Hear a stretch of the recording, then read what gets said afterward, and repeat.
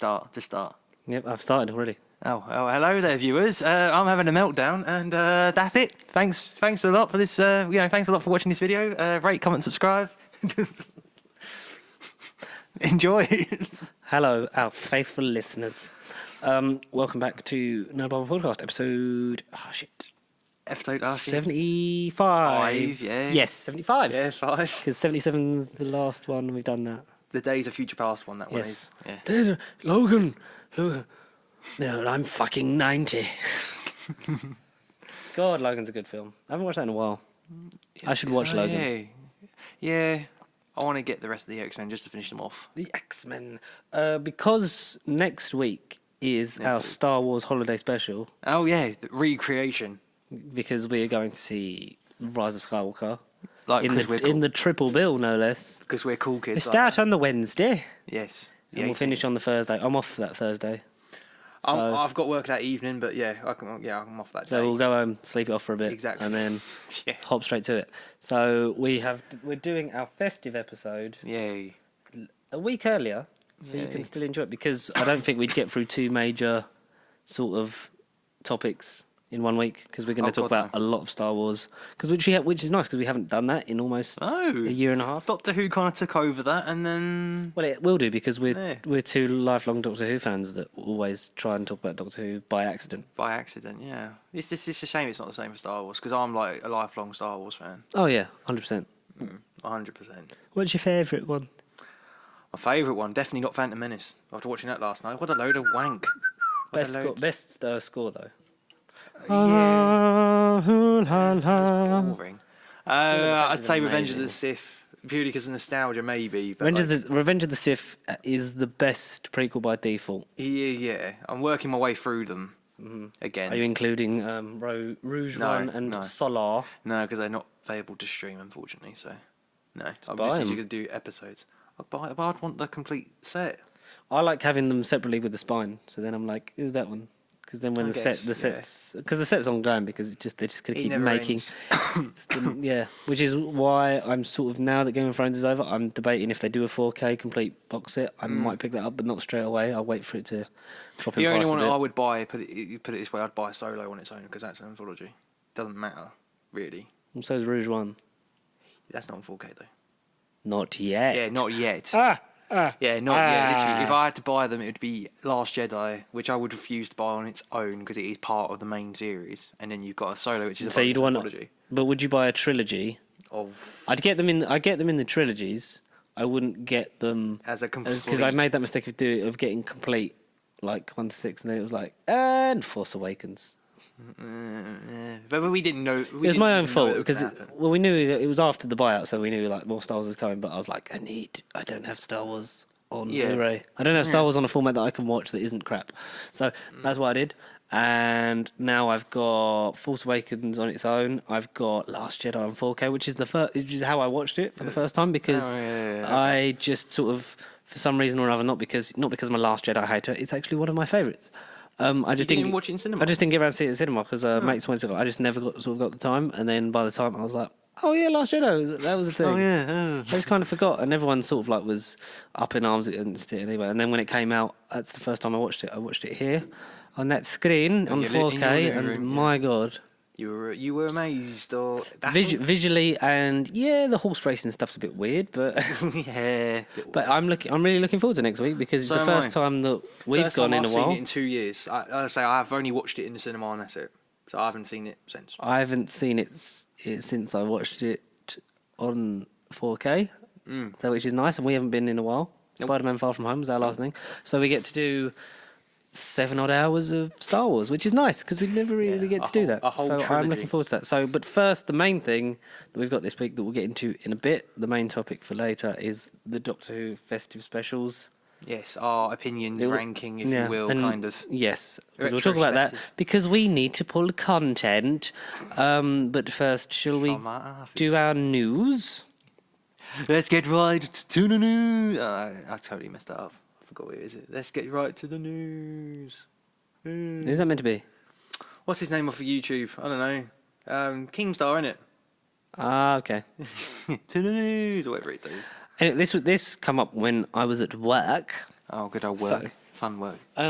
It's the holidays, so this is relatable.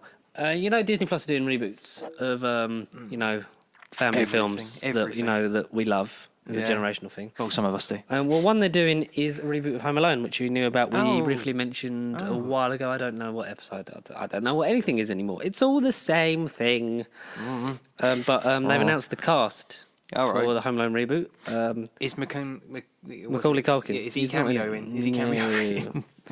But now we have a little more info with star-studded cast set to take on the roles made famous in the classic 1990 Christmas movie. According to reports, child star Archie Yates from Jojo Rabbit will step into the fairly sizable shoes by Macaulay Culkin.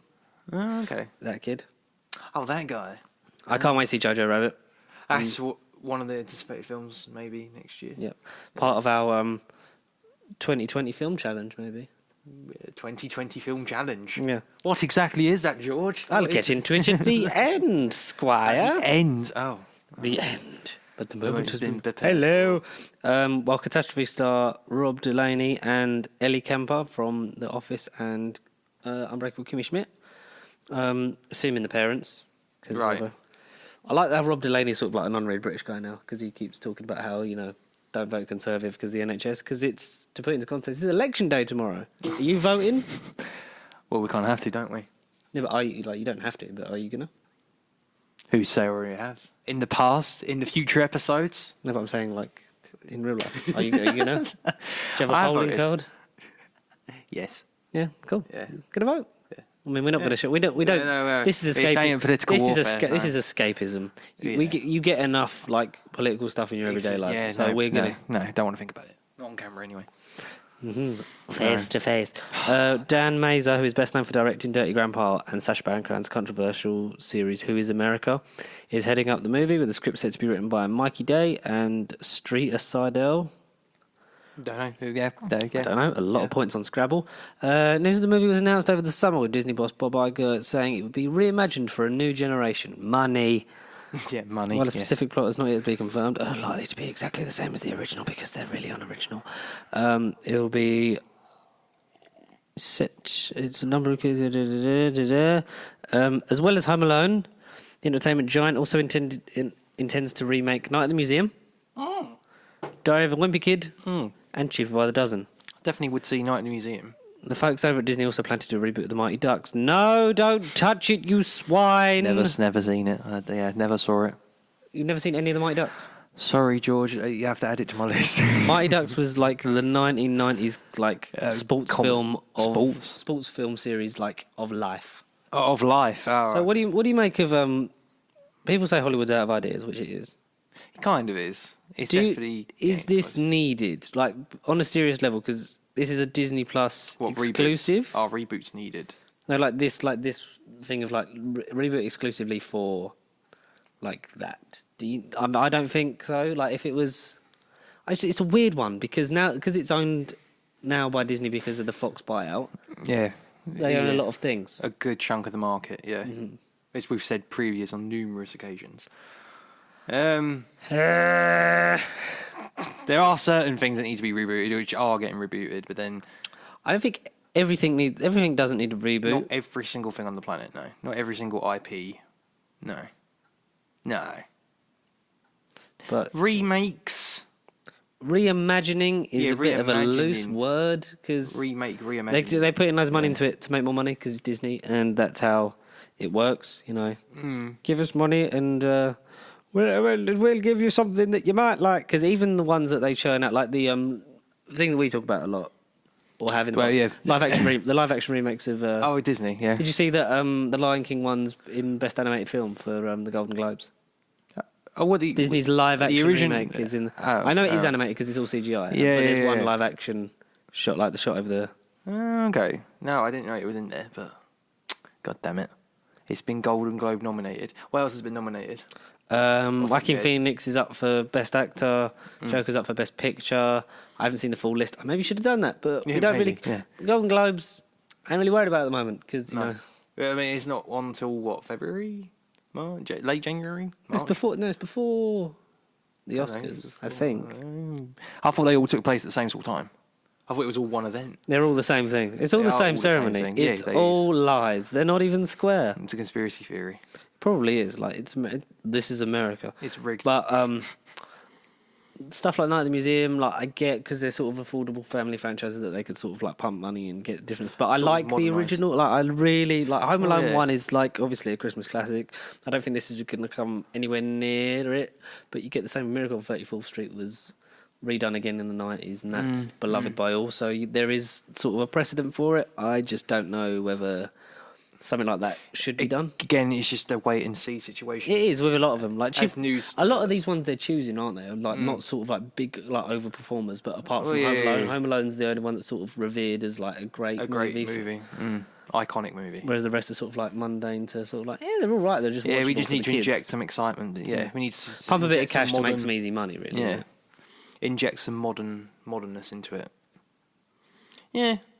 I don't know. As I say, feelings are mixed. We'll just see as news develops, and our thoughts will be then. Well, yeah, we'll have to give our thoughts then, won't we? Something you shared with me in it. What else I shared? Is Everything I Dave shared. Bautista playing Bane in the Batman? His latest Is he? has fans fired up. Is he? Well, because that was rumoured when because he's a very big fan and supporter of James Gunn, and was very vocal in his support and dismay for his firing from Guardians of the Galaxy Volume 2 and subsequent rehiring. He's very happy. I mean, the guy he was going to get out of his contract. I mean, James Gunn did kind of make Bautista's acting career kind of skyrocket. Yeah, because it was that chance which made him cry when he got given the role. That he was Rightfully so. I mean, Bautista. He's had an incredible year. He had a good few years of good films. Mm-hmm. He's really starting to skyrocket. I want to see him get given more parts. I'd like to see him have like a more sort of expanded view of his oeuvre. I think Bane would be interesting, considering his past, and he has been like a bodybuilder and stuff. Obviously, they have to CGI some of him, I imagine. But, I mean, that would be an interesting take on Bane if they actually did that, I think.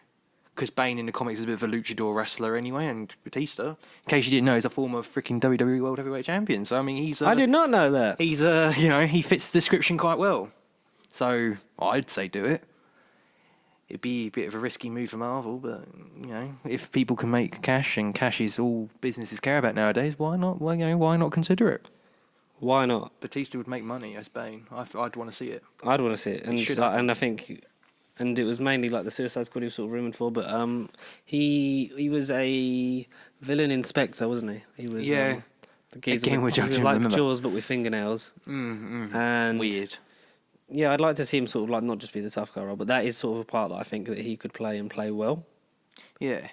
But well, like you say, we will have to wait and see. It'd give us a better Bane and freaking Batman and Robin, that's for sure. But would he be better than Tom Hardy? Would he be better than Dark Knight Rises Tom Hardy? What? You claim to be born in darkness, but I was molded by it. I did not see the light until I was a man, and by then it was nothing but blinding. Boo! I was wondering what would break first. Your spirit or your spine? Batman, I am Gotham's reckoning. Kill me. And then you have my permission to die. I think anything would be better than that. Yeah. I'd imagine. I love Tom Hardy. He's great. He's oversaturated, but there's no but. He's oversaturated, and there's that thing that is like, let's make everything with Tom Hardy, and it's like. He doesn't have to be. No. He could just be given great things. He could be nominated for stuff. He doesn't have to be the freaking Academy Oscar-worthy actor that they're sort of billing him to be. But has he actually won any freaking nominations, and has he got awards and stuff? I don't care. No. That's end of topic. Next topic. Because a lot has happened. Because I've got loads of screenshots of things. Everything. Can you talk about Resident Evil 3? Because that's getting a remake. The game, not the movie. Even though the movie, there was news back in the summer that the movie reboots will be scarier and a lot more faithful to the games, which is great if any of you actually care about the Resident Evil series. After 7, you should. But the Resident Evil 3 came out 1999 PS1, so it's like 20 years old this year. It's coming out April the 3rd. I thought it was April Fool's Day when I read it, and I thought, oh, bloody hell, nice one, Capcom. But April the 3rd, 2020, the game will be 21 years old, just similar to Resident Evil 2 this year, early this year. But it's the only one that hasn't been remastered or redone and HDified, and now it's coming out next April, and I'm freaking bummed for it. The game was a classic. Freaking Nemesis. Oh, did you play any of them? I've dabbled in some. I don't remember what ones. They're all the same. Did you remember Stars? Did you ever play the PS ones? I have memories of it because I'm pretty sure my dad had them. Stars. But we shall say, Governor. Okay. So there was a convention this week in was it Mexico? Convention? Oh yes. CCXP. So we got a first look at a lot of things. We got some new trailers. Big one. A big one. Wonder Woman 84 trailer. Oh yeah. Oh, that happened. Yeah. I liked it. That looks really good. I liked it. That looks like a lot of fun. It looks like it just looks fresh. It looks colourful. Like so when I saw the DC logo at the beginning, I thought it was freaking Birds of Prey. I thought, yeah, because Birds of Prey comes out day after my birthday. Day after your birthday. February the 7th. And this comes out summer 2020. So they knew it was a summer movie. It was meant to come out this November.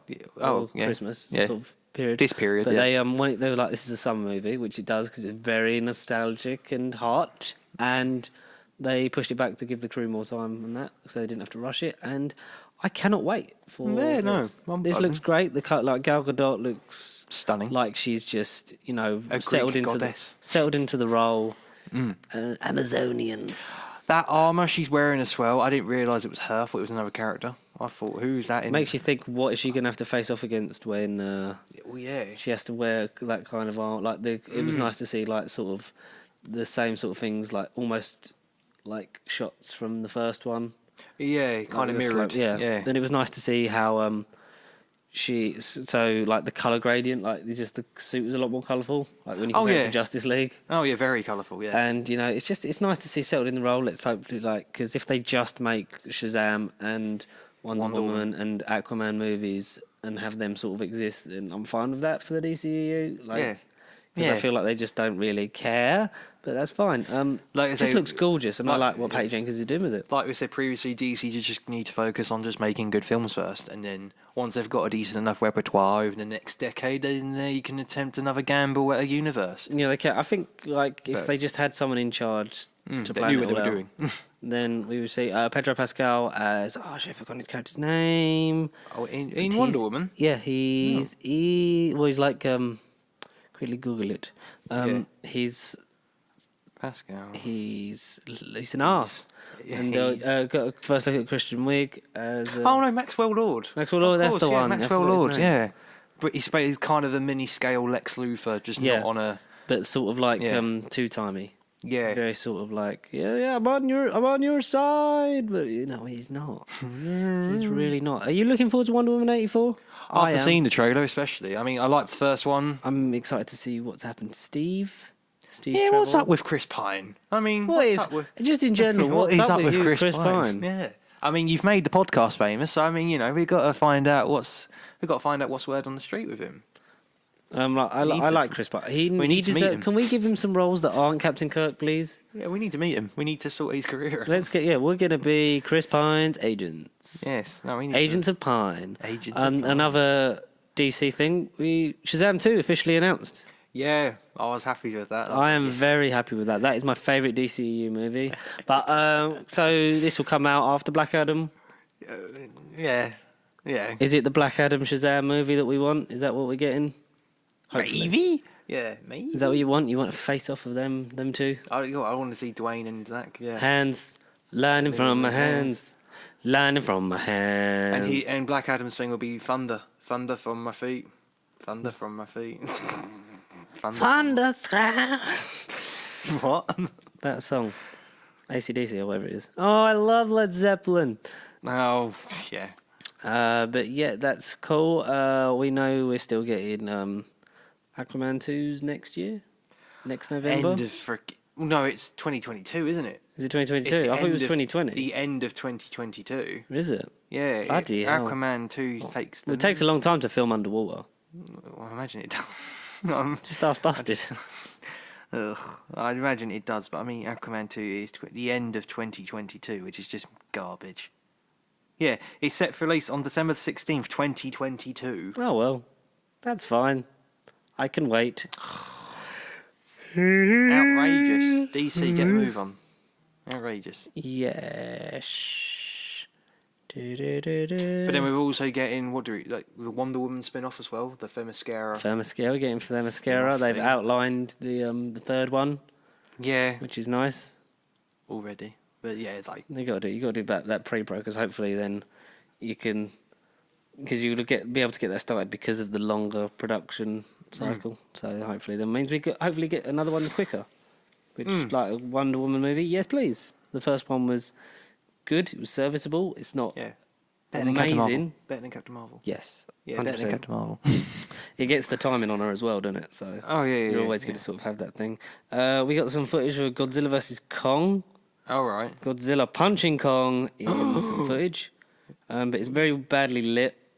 That's the kind of thing. So like the murky thing. So it's not as out there and over the top as Godzilla King of the Monsters was from that shot. But I assume the movie has to be, because if it takes itself too seriously, we're screwed. We're all in trouble if it's like, no, but seriously, we got to be serious in this grounded reality. But it's two big monsters fighting, and that's what I want to see.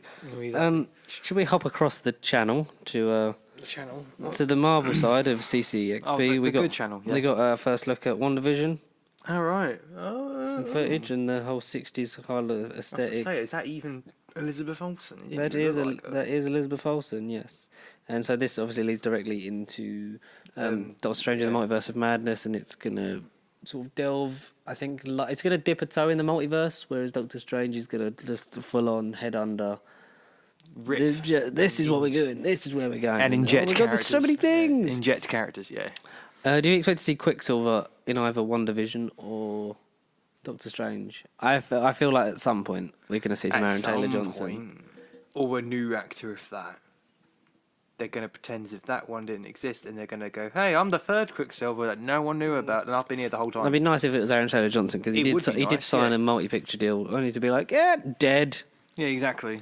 Yeah. But I feel like hopefully you can get that kind of thing, because it's a multiverse. You're telling me there's a multiverse? I like the sort of 60s style aesthetic. I'm very interested about this one. It looks very unique as well. Unique being is the key word to everything I've seen this week. So, yeah, I'd say I'd have to give that a watch anyway. Yeah.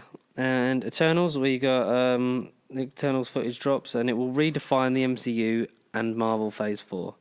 Which we kind of sort of suspected, because it deals with the Eternals are like a more godly cosmic being, almost like the Celestials, but sort of like below them. So it will obviously redefine what we know about the universe. Do you think we might get a mention of a Nova or something? Hopefully, I'd like Nova in it at some point. Played by you. Played by me. Can you confirm or deny whether you're in the Nova movie? Wait and see. McClunky. McClunky. I think they should call Star Wars Episode 4 McClunky. Star Wars Episode 4 McClunky. A new McClunky. A new McClunky. Or a new edit. Did you hear about Luke's best friend? McClunky. It's McClunky. Venom 2 is going for the R-rated. Oh, McClunky. Which we kind of suspected. Yeah, and I think it will sort of allow it to set out and sort of be its own thing, which is nice, because it's sort of it. I think if you'd have made Venom 1 R-rated, then maybe you'd have sort of had more of the body horror thing, which they could have played into, which is nice. Aspect. Which is which is sort of what you come for. I mean, you come for the Spider-Man connection as well, but maybe lack of at the moment. Maybe that'll play into it. Hopefully, when they do that, it sort of lines up, and that's when I'll take more of an interest in Venom. But I don't think retroactively making Venom a good character sort of a point for me to sort of like be like, comedic entity in his head. Because I think you're going to be sort of very jarring from when you see him in Venom 1 to when you see him interact with Spider-Man. Oh yeah, exactly. They're not going to be the same film. You're going to be like, these are two completely different characters. Yeah. But Stephen Graham has joined the cast in The Irishman recently, but in lots of things. Also as a Dick, what's his face in Rocket Man. Oh, okay. Dick James. Oh, okay. He's that 1%. He's that 1%. Oh, that guy. Oh, okay. I liked him. I did like him in that. After all these years. But yeah, we got some more footage of stuff. We got a Ghostbusters trailer. I know, Afterlife. Ghostbusters Afterlife looks really good. It does. It actually does look appealing. Spores, fungus. I'm so excited. Call it good luck. Call it fate. Call it karma. Are you looking at me to finish the quote? Oh, yeah. Oh, I didn't know the quote. Something's just meant to happen. I was like, oh my god, Paul Rudd as a scientist. I know. Scientist Rudd. And that beard. And Wow, great replica. It's nice that it's so different in tone. It felt from like what a we weird see Stranger Things parody just thing. because Finn Wolfhard's in it. Oh no, not obviously obvious. But it's that connection. kind of nostalgia sort of. Well, I'm thinking thing more the that we're lighting and stuff. It did just feel dark and. It did, yeah. It felt like very sort of like the opposite of Ghostbusters 2016, R.I.P. But You could put the Stranger Things tune over it. I think it could be like a spin-off of that. but it was not. It was nice that they sort of like you didn't get the sort of the beats of the theme tune. No. You didn't get the You didn't really original get any Ghostbusters. ghosts. You didn't really any. You got a ghost trap that glowed a bit. Yeah, you saw a Great glimpse of replica. a ghost. It was like whoa. Yeah. Ooh.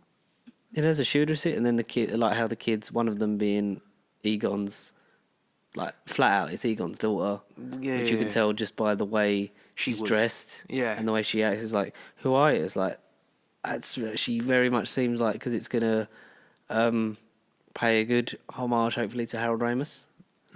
Rest in peace, good sir. A few years ago that happened, but you know, Only a few years. I want to say it was 2-3 years ago, Oh, bloody hell, that something recent. like that. Jeez. Damn. Maybe 2016. I feel like it's 2016.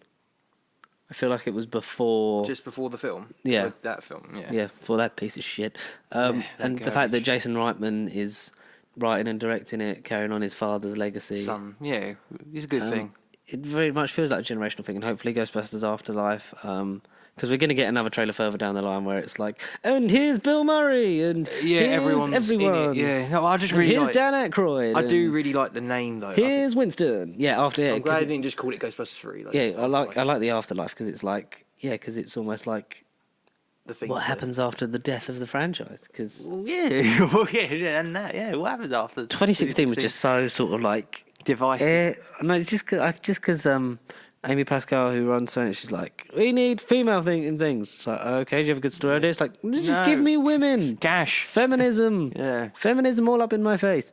But, which is a shame because, like, the film's mostly improv, which sort of, like, detracts away from the plot because there's not really a plot in there. So, I feel sorry for the editor that had to make that piece of shit. But, Garbage. it's, yes, it Piece does of seem very McClunky. nice. And it's nice to see Paul Rudd do more things because Paul Rudd exactly. deserves more things. And I know he's a household name now with Ant-Man, and I want more Paul Rudd in my life. Oh, definitely, very much so. I will.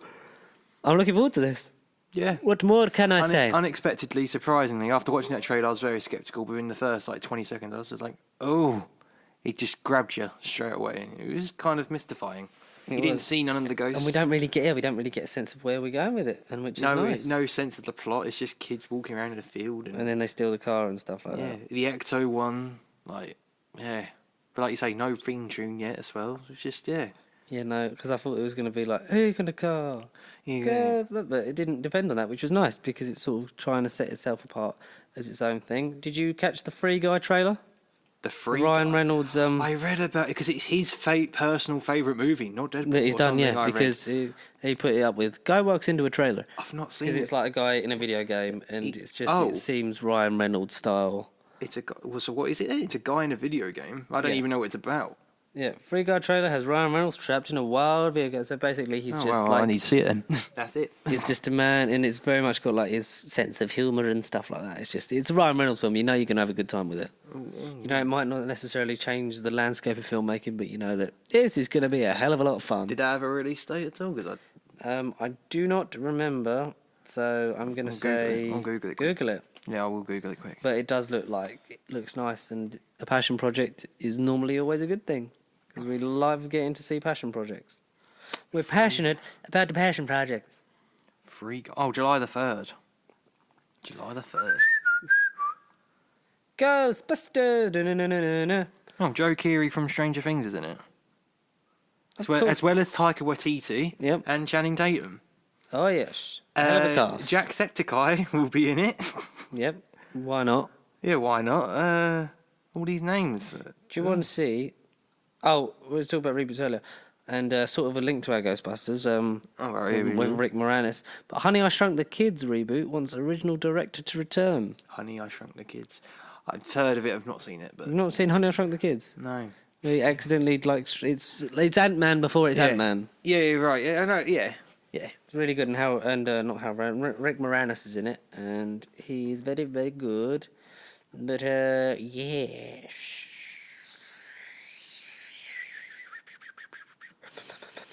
Yeah, reboot that, maybe. I don't know. We talked about reboots earlier, but it's sort of like, yeah, cool. Yeah. Another reboot that I don't know if we talked about, but I think we did.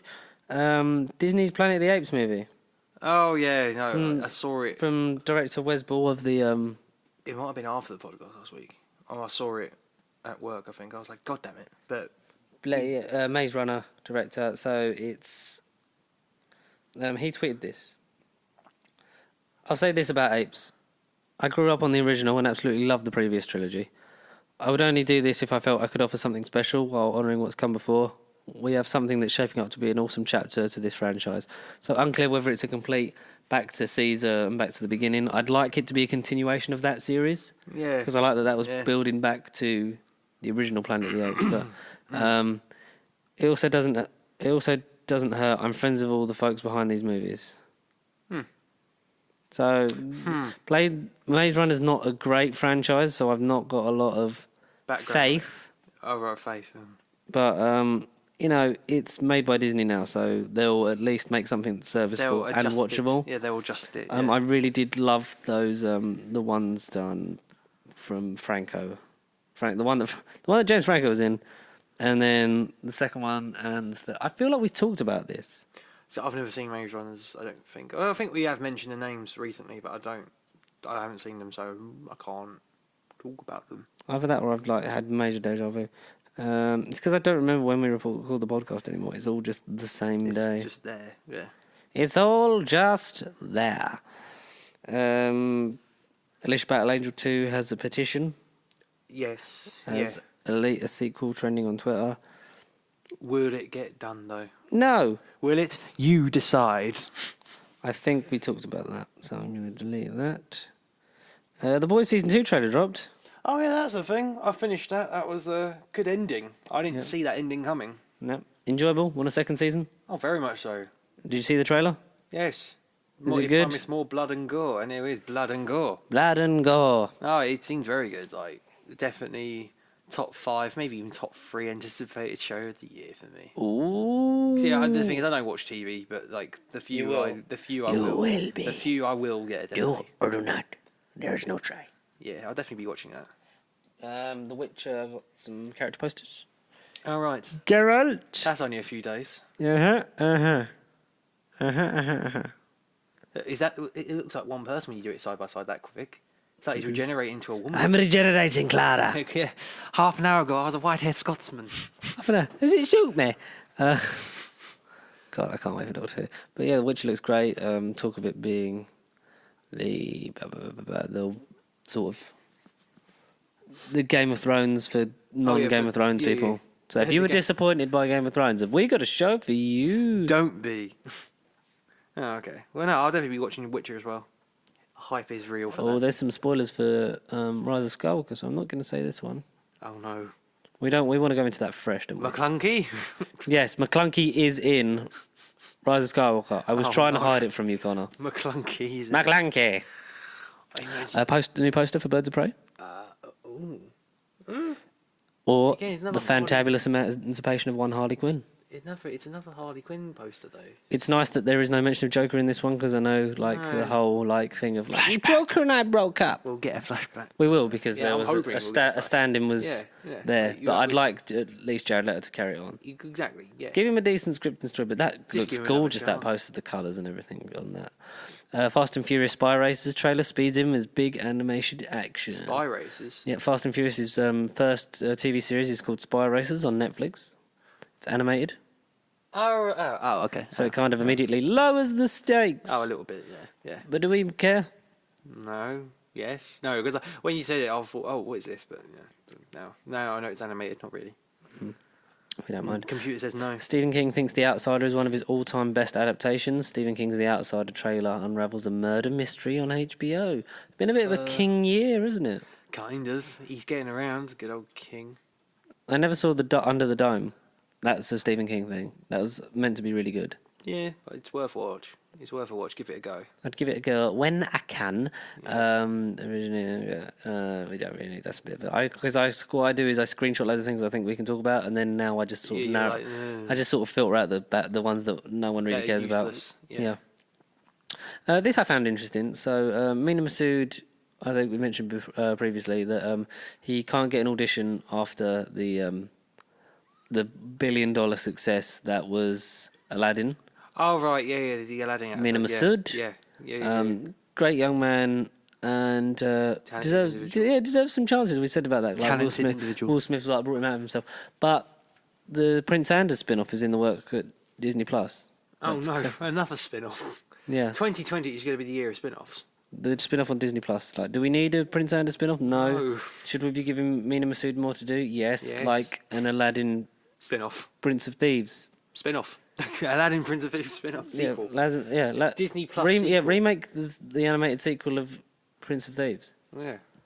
That's what I would do. Disney Plus it. But it's really unfortunate that them kinds of actors are getting like shafted. If you like. Because they're part of the big franchise thing. Connie, you're sitting too far away from your mic, darling. Is this any better? Oh, that's a bit sexual. Is this any better? But that's because he's a young man. Hopefully, he'll bounce back. Yeah. And we don't want too many things falling. 2020 will be a good year. 2020 will be a good year. It will. For actors. Mandalorian. Yeah. Season 2 will delve further into the myth behind Grief Karga. Oh, they've already said season 2. Bloody hell. Apparently it's all mapped out. Oh wow. John Favreau obviously being showrunner. They want to include, like we'd mentioned previously, Ryan Johnson maybe coming on board for direct some episodes. Taika Waititi's directed 2 or 3 this season. Oh good God, has he? Oh, actually, I want to know which ones he's done then. Something like that, I think. He's done a couple, and someone else done some, and Favreau's done just the opener. What did he do? He did. What did he do with a drunken sailor? What did he do with a drunken sailor? Nothing. Nothing. Just absolutely nothing. No. He hasn't done anything that's just come out. He's directing episode 8. Ooh. He's directing another finale. Ah. Bryce Dallas Howard did one of them, I remember. That's the other bloody one. Yeah, Bryce Dallas Howard, Deborah Chow, Rick Moranis. Not Rick Moranis. Dave Filoni, he's been in like most of them. His name's been attached to all of them. But no, Taika Waititi's at the end. Yeah, cool. No one cares about Ace Ventura remake. Will Smith. Ace Ventura remake? Yeah. Yeah, I'd still see it. Will Smith being eyed up for a role in Fantastic Four. Yeah. So, Daisy Ridley, John Boyega and Oscar Isaac confirmed that this is it. They are done with Star Wars after this movie. R.I.P. Spoiler alert. Which is, I think, the biggest shame for Oscar Isaac. I know, because he really hasn't done anything, unless... I really... Because the thing is, they made like a big shot of like in the the shot of all three of them. It's we haven't seen these three together. Exactly. When like the whole casting thing was announced years ago, it was like, these are going to be the leads of the new trilogy. He's Han Solo. He's going to be the Han Solo type character. Yeah. That's the Jedi, and that's the woman. But we got it the wrong way around. Exactly. John Boyega's the woman. We did get it the wrong way around. Who do we want as Princess Leia? That's right, John Boyega. That's what's the thing? What was it? King Shark? Yeah, King Shark. John Boyega's King Shark. King Shark. But they said that they'd only sort of because apparently it feels very much like the closing of a chapter. Because the end of the saga feels like the closing of a chapter. Oh yeah. In their careers. The ending of a book. And we'll sort of see how that unfolds next week, and I really can't wait for that. And I want Oscar Isaac. I want these guys to get more things. Is this film going to be subtitled "The Rise of Isaac"? Rise of Isaac of Skywalker. Because he has been in it the least. He sort of gets moaned at a bit in Last Jedi, and he's barely in Force Awakens, which is like, So I thought, at least he'll be around for the second. Hopefully he's in a lot of the third. He's in the intro for the first one a fair bit, like the first half hour he's in it, and then he's not. Then he's gone and then appears at the end. Yeah. Whoa, that's one hell of a pilot. That's about it. Exactly, that's one hell of a pilot, yeah. That's his only quote. But that's Finn saying it about him. He goes, Oh well, okay, yeah. that's one hell of a pile. But I really want to watch Last Jedi again. But then I can't wait to watch all three again. Yeah, exactly. It's so exciting. So exciting. John Boyega, honest about The Last Jedi, calls it a bit iffy. Last Jedi calls it iffy. Oh. Yeah, okay, so John Boyega in a recent interview opened up a bit about his conflicting feelings regarding the second movie and the sequel. Here's what he had to say. Force Awakens, I think, was the beginning of something quite solid.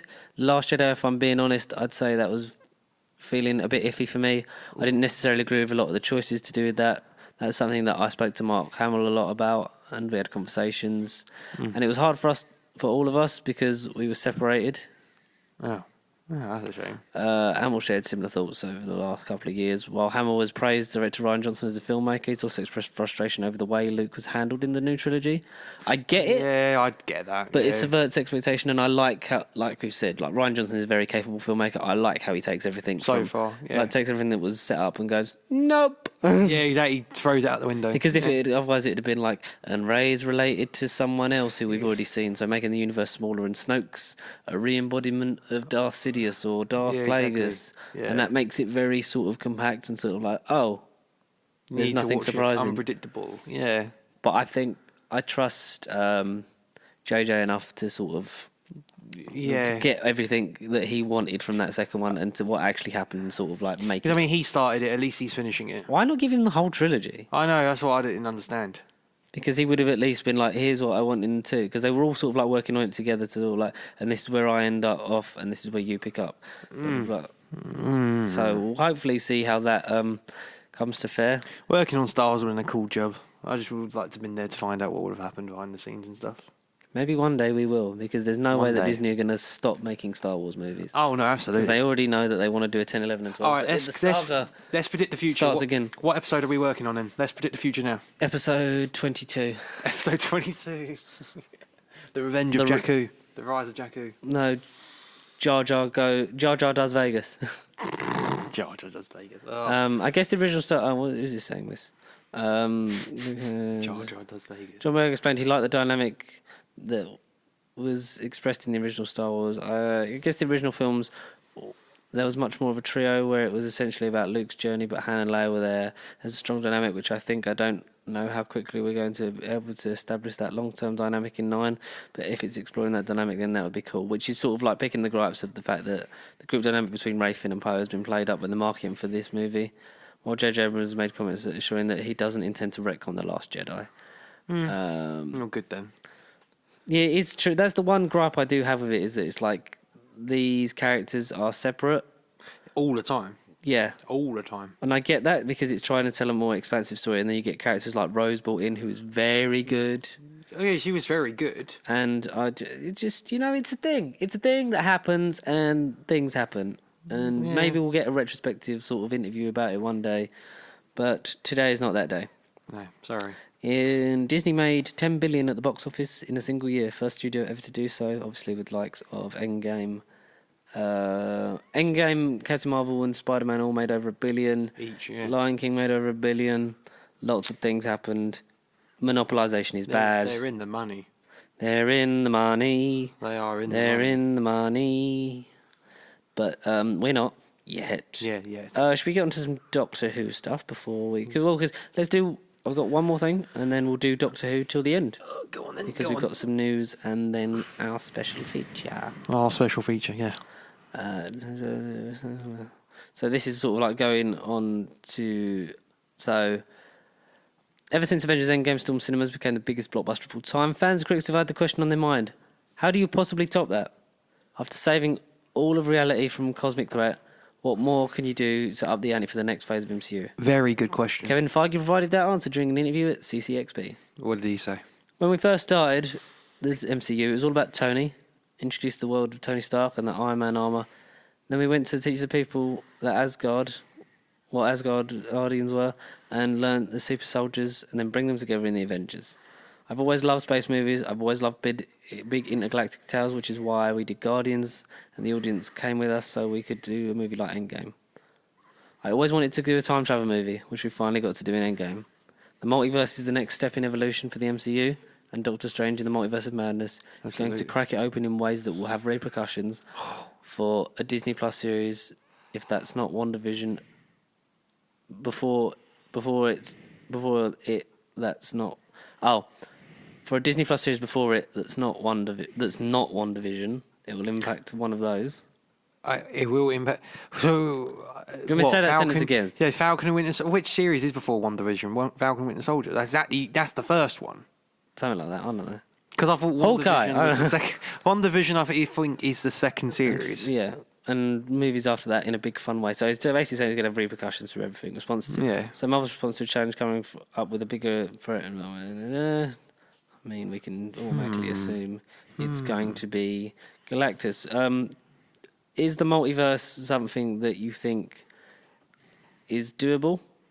Because I know we built up to time travel. Did we really think 10 years ago that Endgame was doable? It's very true, but time travel is one of the things because it's very it's got a bit of a retcon thing in it now. Of like if someone dies, so they I hope. But now it's either undo it, or you could just now jump into another dimension. I think. If there's anyone that I trust to tell the story, it would be Feige and that team. Oh, it'd definitely be Marvel, yeah. But it's going to be a bit of a long road, and I'm excited, but I'm, for the first time, not knowing. It'd be DC, it'd be quite sceptical. I'd be quite worried and be like, always. Ooh. Yeah. Always. Should we get on to our Doctor Who stuff? Absolutely. Because we've got a lot. What time are we at? Nearly 5 o'clock. 46 minutes in. Oh, ow. About halfway. Chris Chibnall has officially confirmed that Goran Visnich will be portraying Nikola Tesla. Tesla? Robert Glenister will be portraying Thomas Edison. Oh, nice. So we are getting a version of the current that war. One. Yeah. That film that was bad and got released late because of Harvey Weinstein. Idiot. Yeah, okay. Oh, that's cool then. I'm not for a nice historical. Hopefully there's not. I think that's maybe the one with the weird Ragnosy thing in the street. Maybe that's then. What it looks Spider like. Monster. Yeah. Spider Monster. And Jodie Whittaker confirms return for Series 13 as work on next Doctor Who series begins. Oh, right now. Oh, wow. Okay. Because now the production gap, and I think with the sort of boost from ratings last year, because it was sort of like on its last legs, but it did get a good ratings thing, and now we're going to see some returning monsters. We're back into a early production schedule, which means that they can start next one. Good. Whether it's hopefully not Jodie's last. Oh, no. Well, no. I'd like to see a Dr. Cross showrunner. I really wanted Capaldi to be that one, but it's not. And I want Chibnall to get a second Doctor. Oh yeah, definitely. I would like to see how him write. Just see how he would do it. Oh man, nah. Yeah, I think for it to not be, they've got to be women for a while. It's got to be women for a while. Like we've said, a good few I've years. said, I'd like 3 in a row. Yeah. And then by the time we get back to a man, it's like, oh, this is a bit different again. Yeah. Gives it a nice little bit of a refresh, like when you rest the Daleks for a bit and then they come back and they're all right. I read that they're not in Series 12. Chibnall came out. He said they're not in it. Good. I don't want him in it. I don't want him in it. I don't want the. Screw the Daleks. So it returns with Spyfall on January the 1st. Two-parter. Yes. Two-parter. We have Lenny Henry and Stephen Fry. I cannot wait. But in an interview for Radio Times for that, Jodie Whittaker was quoted saying, "This isn't the last season I'll play the Doctor." Somewhat confirming that Series 13, whatever the outcome, I mean, we already know that, we sort of already guessed that. Yeah. So yeah, there's the thing. This isn't my last season. I'll play the Doctor. So it's not the end, and the moment's not prepared for yet. But because there were rumours during production of Series 12 that Chibnall and Whittaker had quit, leaving, but it's untrue. Yeah. So and it's not, and it's nice because then all them people that are like, "Oh yeah, she's leaving," it's like, no. Yeah, sod ya. They've got scripts for you, so fuck yeah. But yeah, that's nice to sort of see. Are you a fan of books there, Connor? I mean, after it, I kind of got the odd novel here and there. Do you like novelizations of certain media forms? Yeah. More specifically, the Target novelizations of Doctor Who. So I've episodes. not read any of them yet. No, I haven't read any of them. Maybe I'll have to pick you one up to start you off. You have to pick me one up. Yeah. Okay. So we got for not that long ago. I don't remember what it was for, but we got one for each of the new series Doctors. We got. No, we didn't. We got. You talk about the recent ones that came out like a while ago. Yeah. So we got. So the 50th Target novel. So Target novelizations have existed for a while. They're novelizations either done by the person who wrote the original episode to expand upon it, or done by another writer. We got. There was 4. We got 6. 6 in that first bundle. We got Rose. Yeah, Rose. Done by Russell T Davies. We had Christmas Invasion, don't remember by who. Day of the Doctor by Stephen Moffat. The 50th. Twice Upon a Time. Yeah. And there was... Resolution? No. I didn't get a novel. It was only 5, it wasn't 6. So, Chris, David, Matt, Peter... And it was City of Death. City of Death. The adaptation of the Douglas Adams. But they've released a list... Of upcoming ones. This is a new wave coming out in July. Oh, fair enough. I think you might want some of these. I'm going to save... I'm going to go from bottom up. Bottom up. And see what you think of this. All right. Okay. The Crimson Horror by Mark Gatiss. Series 7. Yeah. The Witchfinders Oh. by Joy Wilkinson. I'd like to see. Yeah, that would be curious, yeah. The Pirate Planet. Douglas Adams' Yeah, original the Key to script Time and finished off by James I was Goss. thinking more Space Pirates, but... Yeah. All right. The TV movie. Yeah, I'd Done read by that Gary one. I'd Russell. read that one, yeah. Absolutely. Revelation of the Daleks. I'd read that one, yeah. Written by Eric Saywood. That's a bonus. I'd read that one. Resurrection of the Daleks. I'd read that one. By Eric Saywood. By Eric Saywood. But I think this is the one that you're going to want the most. Resemblance. No. Dalek. Oh, Written by original writer Rob Shearman. The creative juices. Oh, they're flowing with that So one. that's 7 in July, which I'm gonna get on that. I want that. Get that on that trend. Yes, I might have to. I might have to get the other ones. That might be a new collection thing. I might just buy the books and then read them at some point. Yes. I'll do that. Okay. Yeah, I'm looking forward to those. I'll read all of them. I can't wait, man. But we got our main topic. So the festive season is upon us. It is. Really doesn't feel we it. like the festive season. We like lists now. That's our thing. Yeah, lists are a new favourite hobby. Not And- stressful in the slightest. We've got some stuff that we want to talk. So we're talking about obviously Star Wars next week, and we were going to do this next week for Christmas, but it just works out that we're going to talk about a lot of Star Wars. So we're going to talk about a lot of Doctor Who today. To balance it out, to balance the equation. It's not a bad thing. No. It's never a bad thing to talk about Who. So in the same way that we will do our top 10 and our best and worst films of 2019, Yeah. because we already filmed it. But Maybe. that's because we needed it to be done, really. Yeah, we did Just makes it get a bit, out of the way. Just makes it a bit easier on us Get for our out of life. the way. Yeah. So we thought we would do the Doctor Who Christmas specials Yes. as our Christmas, because we did Christmas films last year. Yeah. We sort of did a top 10, but it wasn't as professional. No, definitely not. Not from my end anyway. It really wasn't. So what we've got is, the debate was, we didn't want to seem like we're shills. We didn't want to seem like, oh, we're just like, you hate women because you haven't included Resolution, because Resolution is a New Year's Day episode. So we've branched it out to festive. Yeah, exactly. Yeah. Break the rules a Means little that bit. we also include End of Time Part 2 as a separate episode, because there are varying degrees of quality and stuff in them. Definitely. And so we've got the 15 festive specials Yeah. from 15th all the way up to 1st. Yeah. So we're not including Water of Mars. We're not including Waters of Mars, Planet of the Dead, and the other one. Day of the Doctor, Day of the Doctor. Yeah. Yeah. because it's not festive, Yeah. and we're not including the Feast of Stephen episode of the Massacre of St. Bartholomew's Eve. That should get an honourable mention. Very Christmas to all of you. That should get an honourable Actually, yeah, that's mention. number 1. Yeah. It's a real shame that one never got sold, so we never get it. Okay, so much in the same way as last time, Connor. All right, kicking it off, yeah? So yeah, so if we get any overlap, we'll talk we'll just about talk it about it, in like one together. big chunk. All right. Hit So- me with 15, boy. Piece of garbage. And to say, it's a shame to say this is kind of recent as well. I mean, once you get to a certain year, I'd say past Russell T Davies, they do kind of decline. Like we sort of said this off camera for like 20 minutes. I think before they we started declined just after the first one, like in general. But like, the Russell ones are still very much enjoyable with that tone. And they still felt Christmassy. But yeah, without a doubt, Resolution. I hated it. Oh, Hated it. Resolution, you hated it. Yeah. I hated it, Yeah. but I rewatched it. I see. I didn't. No, I didn't. Didn't even buy the series on Blu-ray. Because No. when you isolate it, for me, I'll let you Yeah. have your rant about it in a bit. Oh. Like when you isolate it away from Series 11, Yeah. it's very good.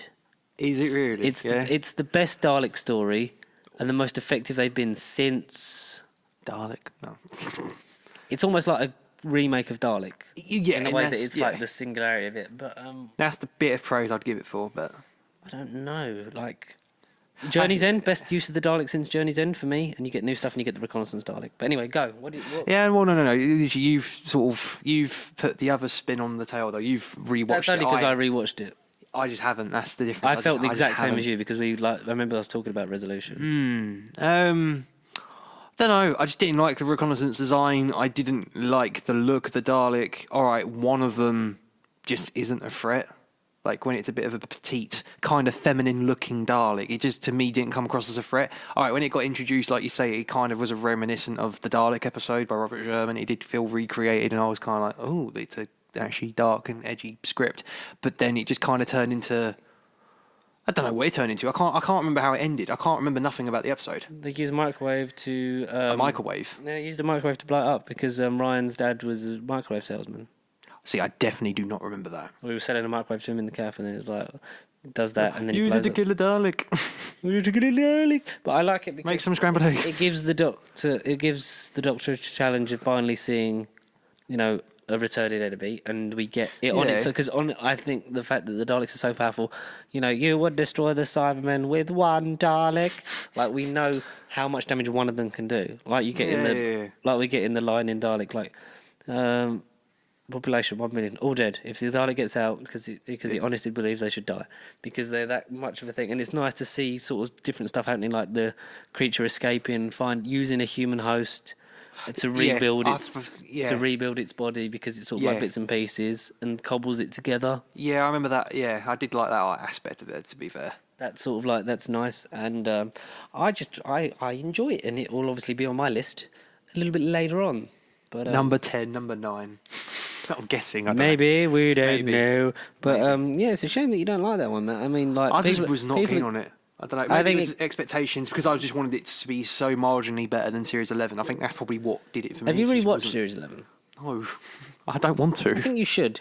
See, I feel like buying the Blu-ray not just to complete the collection, but just to kind of semi-prepare for this upcoming one. I'm tempted. Yeah, I'm gonna sort of gloss over. I might sort of. Yeah, I'll go for. Is it still on iPlayer? Yeah, they're all on iPlayer. Still, so I might watch them all on iPlayer then. So, because Series 11 hit me at a point where I was sort of like not really like it couldn't because I just had a lot of stuff going on, so I was just sort of already like on a sort of like in a negative mindset. So I was like, I was maybe a bit harsh on it. Like it is too clean slatey, but I think there is some good moments in it. So maybe give it especially with Resolution. Enough time. If you take it away from. Seriously. It feels like more of a finale than Battle of Ranskarav Kolos. So. Oh yeah, well yeah. Anything could be better than that. If that was on this list, that would be at the bottom. That's the bottom of everything. That's the worst finale. Ever. I will hit you with my number 15. It's a Moffat era special. Okay. But probably not the one you were expecting. No? Return of Dr. Mysterio. Actually, I was either going to say... Actually, I won't say it, but I knew... Okay, yeah, all right. I weren't expecting that to be 15. I ruddy well hate it. You hate it? Oh, God. All right. Because it's... I know the gimmick of, like, what else can you do at Christmas? It's like... And the whole reason that we got a Christmas special in 2017 was because Chibnall didn't want to do one.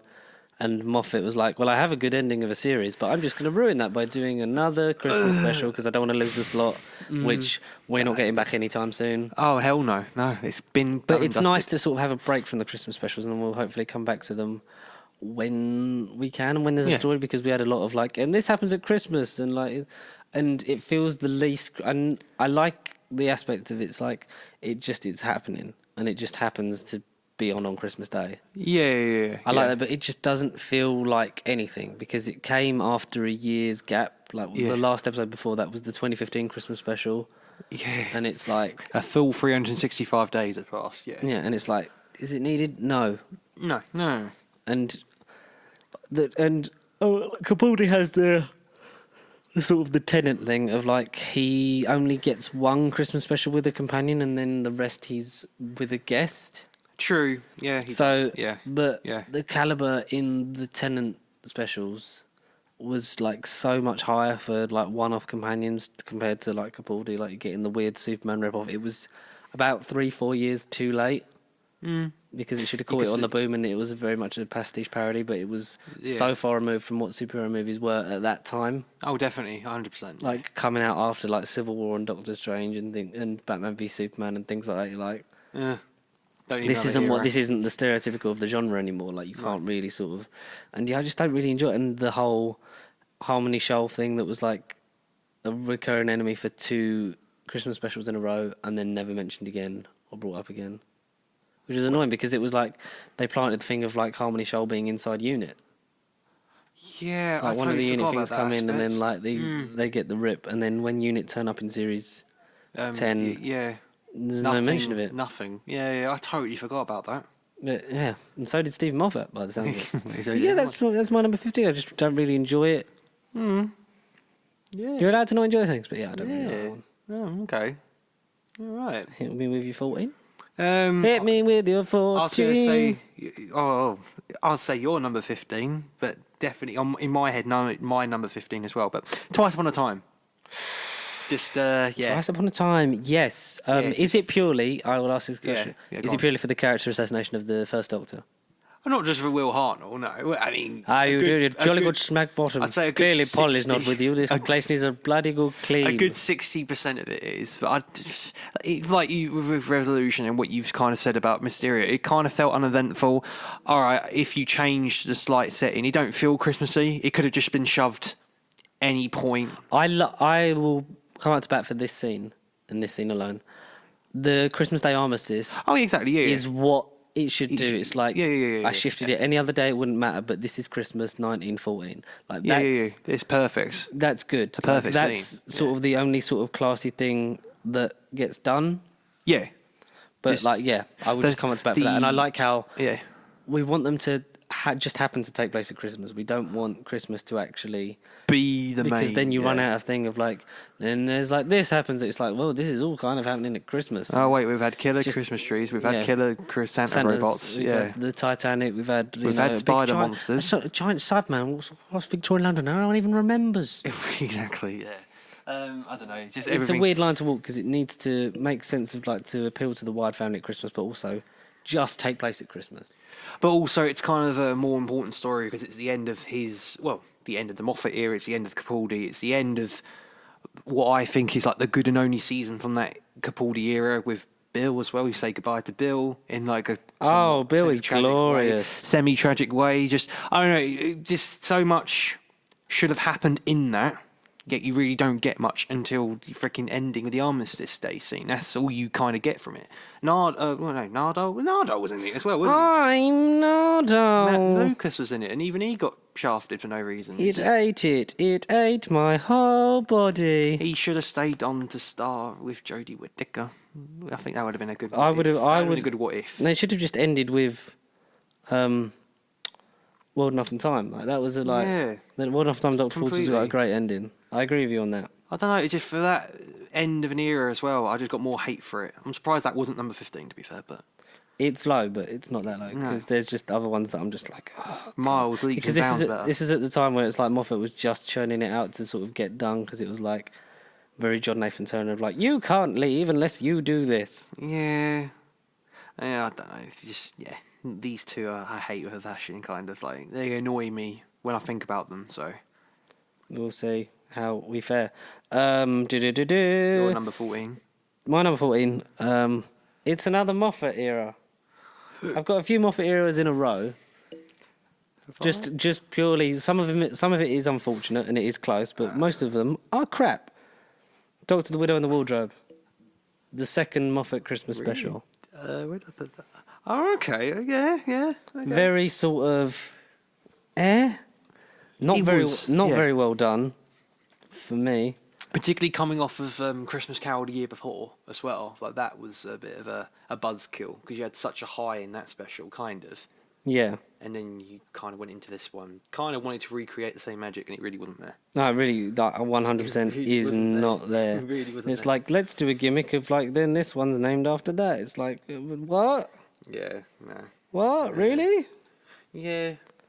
But I agree with you on that. But yeah, it's unfortunate. But it's Matt Smith. I love Matt Smith. He elevates all the bad material. His performance is, he's worth it. And but it's just the plot with the trees and the acid rain, and it's a waste of Bill Bailey. Like the Androzani Miners is just like a throwaway reference. Yeah. Claire Skinner is terrible as Madge Arwell.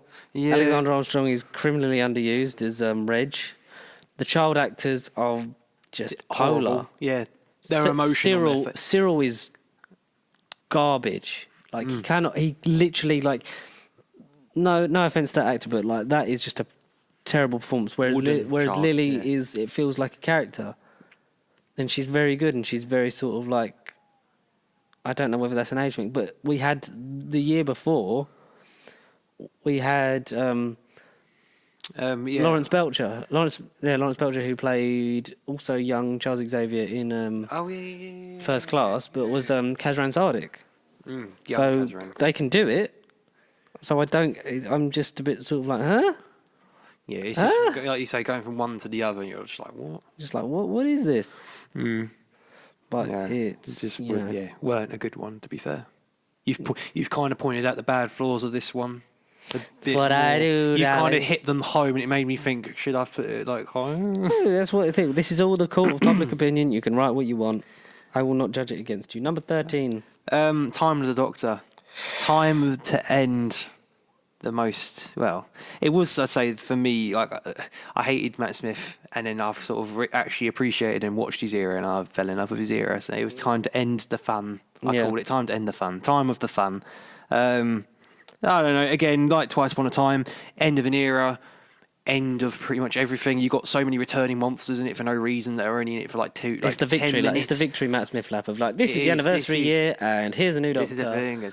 And we're sort of going to wrap up his original, but also doing story. A throwback because we're not doing a Tennant, recreation of him being old, but we're also going to be William Hartnell at the end where he's doing the cock tower dance and go ho ho ho toodly ho. But he also gets a lot of the David Tennant leaving music, apart from Valet Datum, like when he's got the cracker. Yeah, he does. Yeah, he has a lot of the same track, but then it turns into. I feel sorry for Murray Gold after like this because then it was just him churning out the same thing. Songs, for no reason.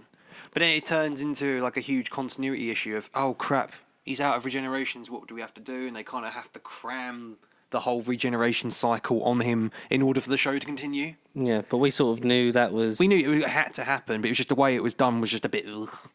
I don't know. Just this one, and again, leaves a bad taste in my mouth. It just wasn't... It just weren't a good end to his era. No, it was definitely not.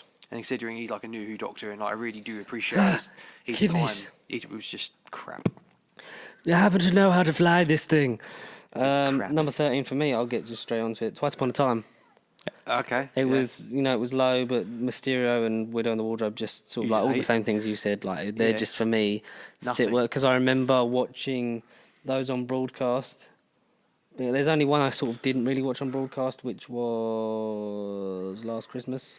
I didn't sort of catch that, but the rest I sort of watched and like a lot of my opinion is drawn from the first time I saw them, like because it's just like, oh, this is, but like Twice Upon a Time was like I love it for the like last couple of. I love the Armistice Day bit. I like how even though he's written very badly, how your mind fills in the gap, and for you that is just the first Doctor, and it's nice that David Bradley gets a chance to reprise the role. Sort of. 4 years later, because it's now him being the first Doctor instead of because you believe him as William Hartnell being the Doctor. Yeah, I think it's just the leap as just the Doctor. It is quite a change. But it's a good enough performance from him. It's just unfortunate that he was written like a sexist pig. And it's just one of them things that I got. But I love the Armistice Day bit. I like the goodbye. I always cry at a regeneration or when a companion leaves because I've been so invested in the story by that point. It's like it's like 2 or 3 years, especially like the early, like just all of it really. Like I'll be the same when Jodie leaves and when Graham eventually gets killed off because they'll kill the nice one first. It's Spyfall Part 2 is how it will end. Or Spyfall Part 1, he will get killed. He gets killed in the opening scene of the new series. He will get killed. But it's just, the last 20 minutes. You wait a moment, Doctor. I got a few things. And I like how it does... I don't like the previously thing, but I like how it sort of ends with the original footage of Troughton regenerating, like it morphs back into that. Oh yeah, like how it also morphed into David Bradley's face from Hartnell. I think that was well done, and I think Rachel Talalay is a great director of New Who. I think it's just part of the writing process. This was the end of Moffat, and he was sort of done. Like he didn't care. Yeah. 12, please, sir. Doctor Mysterio. Yep. We've sort of got similar sort of lines here, haven't we, really? Yeah, just same beats. Superhero trend, a bit 3 years, 5 years too late. Just, I don't know, it didn't feel like a Doctor Who episode. It literally just felt like a... It felt like weird, a sitcom. It felt like a sitcom with an old man in the corner. It was very cheesy and American. He was just like intervening between... It's like watching a weird episode of Gavin and Stacey, and the Doctor was sort of intertwining in their relationship. It was like Gavin, Stacey, and the Doctor. It was just weird. Gavin Stacey, Doctor. Gavin Stacey, Doctor Who, man. He wanted to be Gavin wanted to be a superhero. Stacey just didn't want to have none of it, and the Doctor's meant to be like an old Smithy from the future. You're like, oh no. You can't tell. Connor's rewatching Gavin and Stacey before the Christmas special. Like any right person should. I mean, it's a great program. A bit of a late shout out, but watch Gavin and Stacey. I don't know. This didn't feel like Doctor Who. It felt like a sitcom. Capaldi's performance, I don't know, just a weird episode. I'm surprised again. It's me saying it like this. I'm surprised it wasn't lower, but it is what it is. Well, your number 11. My number 12. That was your 12. Oh, you're right. Yeah, number 12 as well, man. Yeah. My number 12 is Last Christmas. All right, yeah. The first one on broadcast, I was sort of like, because I didn't like the inclusion of Danny Pink. I think it was weird because Clara was meant to leave at the end of Series 8. Yeah, that's what I gathered, yeah. And then she was like, no. Jenna Coleman was like, no, I want to stay on. So then they put her in the Christmas special. And then when she's old is when it was sort of like mirroring how she was with him in Time with the Doctor. That's how she goes. And then she was like, no. And then like just at the end, it's like, oh, no, forget all that. Like how like they sort of forgive each other. Like, I lived a great life. And there's the dream crabs, they're weird. And it's the dancing, and it's very much sort of like The Thing / Alien, but just weird, and shown as an okay character, and everyone was like, she should be the next companion, and he was sort of angling for that when he knew like he was going to write Jenna out, but then Jenna was like, oh no, I want to stay, and then that changes the special. And I think if it had ended the way it was intended, then I'd maybe rate it a bit higher, but more emotional. And I just don't like Danny Pink being in it because Danny Pink is such a badly written character. Suddenly she feels all this love for a man that she's known for 2 episodes. Oh, that's love. If you know, you know. To quote Gavin and Stacey, if you know, you know. Okay. Your number 11, please, Cocker. We pretty much said it all last Christmas. That is my number 11. We could talk about it in a bit more context. So what do you hate about it? I just remember laughing at it. I didn't watch it until about a couple of days later. Disclaimer, I've literally watched all of most of these Christmas episodes at least a year ago now. I was just doing a Doctor Who binge when I started this podcast, so I was just catching up and watching these a lot for the first times as they were. But I just remember this one. I just remember laughing, not caring. The monsters are stupid. You've pretty much just summed it up for the last minute. But stupid monsters. Clara going, I hate you, Doctor. I want to go. Oh, I love this boy who I've only met for a few episodes, and then oh no, I want to keep travelling. And writers didn't know what they were doing.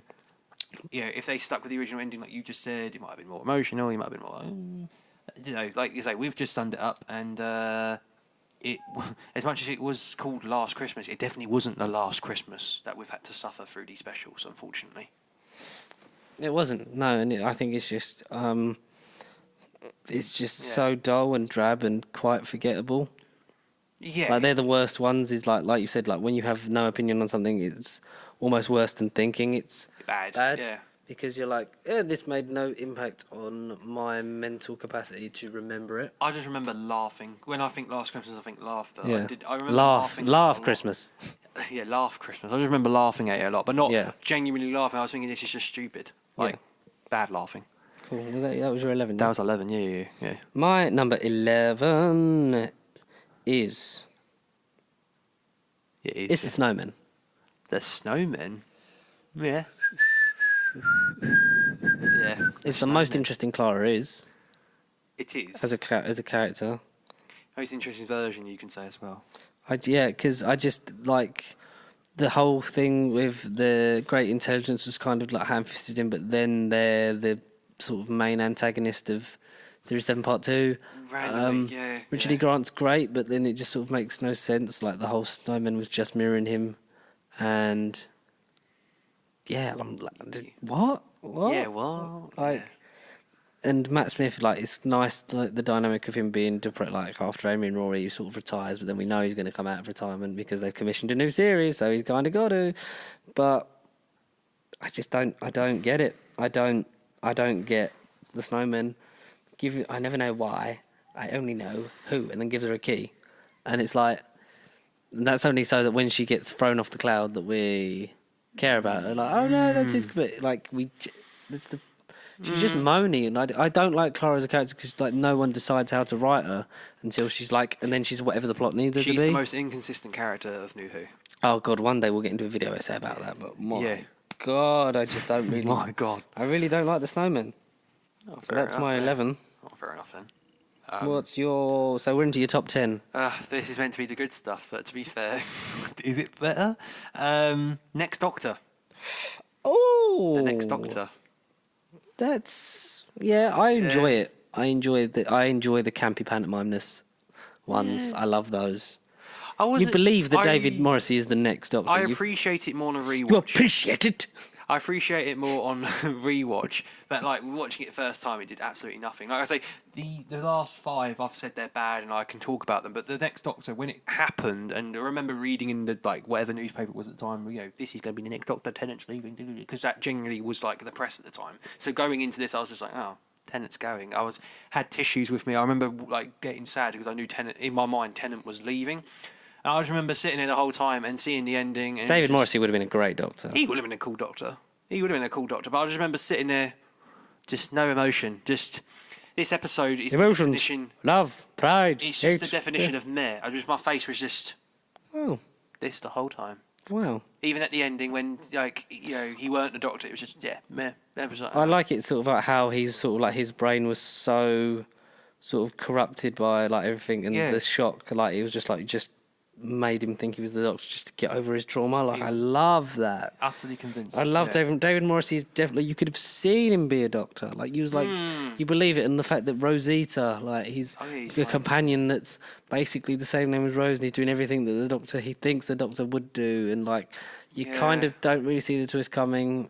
Like on first watching if you're a young kid, but like it's good. I like that. It's further up. I'll talk about it more later. Number 10 for me is End of Time. All right. Part 2. Yeah. 2. Oh dear. Just because I think it's longer. I just sort of out of the two of them, I was like, because I knew obviously I had to rank one higher than the other. So for me, it was like, which one do I actually enjoy sort of, and I think like End of Time Part 1's just so much better, pacier, so much more happens. You get the whole plethora of characters, you get the return of Donna, you get that whole thing, you get Wilf hunting him down with the silver cloak, you get all those nice little moments and things, and the realisation that the Master's coming back. And then for me, but Part 2 is just like, it's not bad, it's the end of time. Like Russell's finales are always big blockbuster television because he loves building up to a big finale, which as you should with long form storytelling. They are definitely climactic. But for me, it's the best and worst of the Russell era is in End of Time. Yeah. And for me, like End of Time's just so much long. Like I mean, like Timothy Dalton's great. Russell Long. It's just for me, it's just there's not as much to play off of for Tennant and co, and it just sort of seems a bit sort of like longing it out until the final confrontation and then the victory lap, which some people don't like. I like because it's like Russell said in an episode of Confidential, like it's me bringing it full circle, putting a nice big bow on these characters so that they're can be their definitive end. But if anyone wants to use them, they can just do what they want with them. But this is like a complete thing for them, which was nice, and I really liked and appreciated that. Yeah. So for me, End of Time Part 2. It's number 10. Yep, you're number 9. Again, you've kind of pointed out the flaws of this one. Doctor, Widow, and Wardrobe. I'm surprised that's that high up for you. As a man of quality. If you had to do my list, where would you think I would have put it then? I don't know. I mean, that's a whole other episode where I predict your list. We have to guess. Yeah, what don't you like of Doctor Widow and the Wardrobe? What don't I like? Yeah, like like what puts it there for you? Like what you don't and don't do like do and don't like. Just literally going from Christmas Carol to that. The main, like you say, it was all trees and stuff. But like all I remember about this episode was just stairs, and it was just like one big computer. Yeah. The kids, like you say, they're wooden. They haven't got any emotion. One has. Cyril doesn't. Yeah. One of them she's just like a face made of wood. The twist would have been she's an Auton. That would have been a good twist. Well, she was the good one. Lily was the good one. Cyril was like, no, whoever the literally that face. No, she should have been Cyril? Whichever one it was should have been the Auton. That would have been. I like the end of that as well when he goes to like see Amy and Rory. So, and that because I forgot they weren't even in it. Yeah, they weren't in it because they should have left in Series 6. Because the whole plot of Series 6 was like a man who's he's been in their lives a bit too long and he really shouldn't be there. I love it. I love it. I just love that shit. No, I don't know. It's just, you've pointed out more of the flaws, so really, like... No, you see, your own opinion. I would have put it lower now. I appreciate it. But I don't know. I just think some of these other ones I've mentioned are definitely weaker than this. But to be fair, this isn't a good episode by any means of the stretch. It's very much middling. Yeah. Number 9 for me, you said it, Time of the Doctor.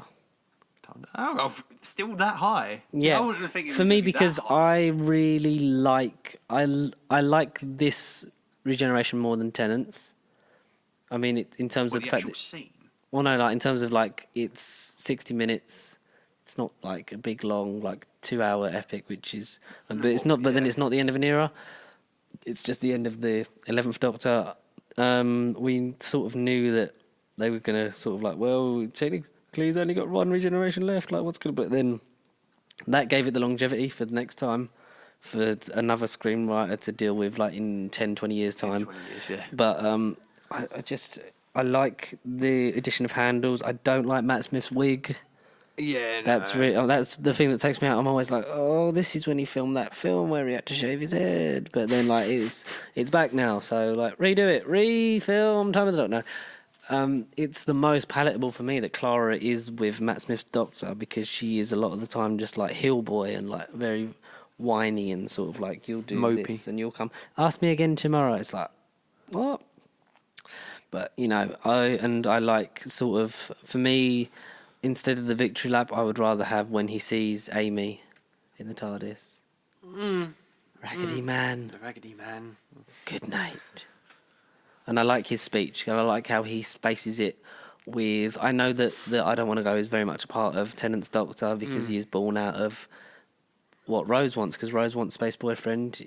He becomes Space Boyfriend, then when he loses her, he becomes like very selfish towards Martha, and then mellows out and wants a friend with Donna, and then when losing her, that makes him very against the whole universe. And he does. It's very selfish when I don't want to go, but he is a selfish Doctor, and it fits his arc.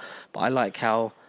Like, Matt Smith faces it with a smile. He's like, it's going to be okay, because, you know, we all change. Yeah. When you think about it, we're all different people all through our lives. But that's okay. That's good. You've got to keep moving so long as you remember all the people that you used to be. I will not forget one line of this. Not one day. I swear. I will always remember when the Doctor was me. And I like that.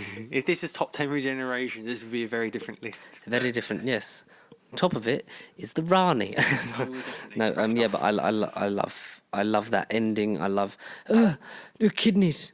You happen to know how to fly this thing, and it's nice. And the end is nice. It's a bit of a sort of like the town called Christmas, and it gets this sort of resolution to the Trenzalore plot that was because I remember like being really excited when that was teased by Dorian at the end of Series 6. Like, it's all still happen, the fall of the 11th and the question, Doctor Who. But then it's sort of like retroactively, it's a bit sort of like it's not as, because I think this, after Series 6 the stakes of the show sort of like and then the faith by the BBC, as obvious by the fact that we've got a less episode order, is smaller. But anyway, number 8. Maybe you could say the beginning of the good specials now. Big claim. Maybe. Big claim. Christmas Carol. Yes. Christmas Carol. Is that your number? No, you're like, yeah. No, I am. You looked at me dead in the eye. You're just like, yes. No, I'm a very big fan of Christmas Carol. Hit me with your Christmas Carolness. zero expectations. Classic Charles Dickens novels, but we all know the story. Me being anti Matt Smith, because this is like, again, early on in his tenure, I was just thinking, oh yeah, this is going to be all gobbledygook. Went into it, no expectations. Freaking, I don't know. Expectations just went out the window. Freaking, was it Catherine Jenkins as the singer? Yes, yeah, Catherine Jenkins. Like, she was the most convinced, maybe top. Michael Gambon. Michael Gambon as well. Lawrence Belcher, fantastic child performer. Yeah. See, top 10 child actors in Christmas specials. So we can do a top 10. No, I don't know. Just the whole plot. Kazran Sardik being the equivalent of Dickens, if you like. No, the Scrooge. He's the Scrooge in the Christmas Carol, and I like. Scrooge. And the Ghost. I remember that. That's when I sort of felt that Matt Smith was definitively the Doctor, because like you get through the first season like, oh, it's really good, but then getting, because no other Doctor had been in a Christmas special. It's like, oh, he's staying around, so he is doing it. I remember saying, tonight, I'm the Ghost of Christmas Past. Yeah, it's just I don't know. It's just, and it's a very sort of clever way to make Doctor Who like Christmas Carol. It is, exactly. I weren't the biggest fan of that story, but after like watching that, it definitely put a good spin on it, enough to be original, but it weren't a complete recreation of that story. You might say. Yeah, it definitely weren't William Hartnell in that story. So. Oh, Billy Home. No, I know, it was a good one. It completely subjected expectations. If it was going to be crap, it would have been at the bottom, somewhere near the bottom, but like, because considering it turned itself around, I don't know, it's just when they got good for me, the Christmas specials, and onwards and upwards for the rest of my list, I'd say. Okay, personally, cool. I think. My number 8 is one you mentioned, Next Doctor. Oh, okay. Yeah. I really love this one. I have fond memories of this 2000. I think the early 2000, like from the beginning of Doctor Who coming back to, I think, Series 6. I think that's sort of a perfect time capsule of like sort of the big rise. Like Russell brought it back, made it good, made it popular. Stephen took it into America, and then sort of like the quality starts to dwindle, and then you get less faith in it, and it sort of drops down, but then starts to get good again, and hopefully we're back on the trajectory, the upward trajectory. I just love Next Doctor. I love David Morrissey.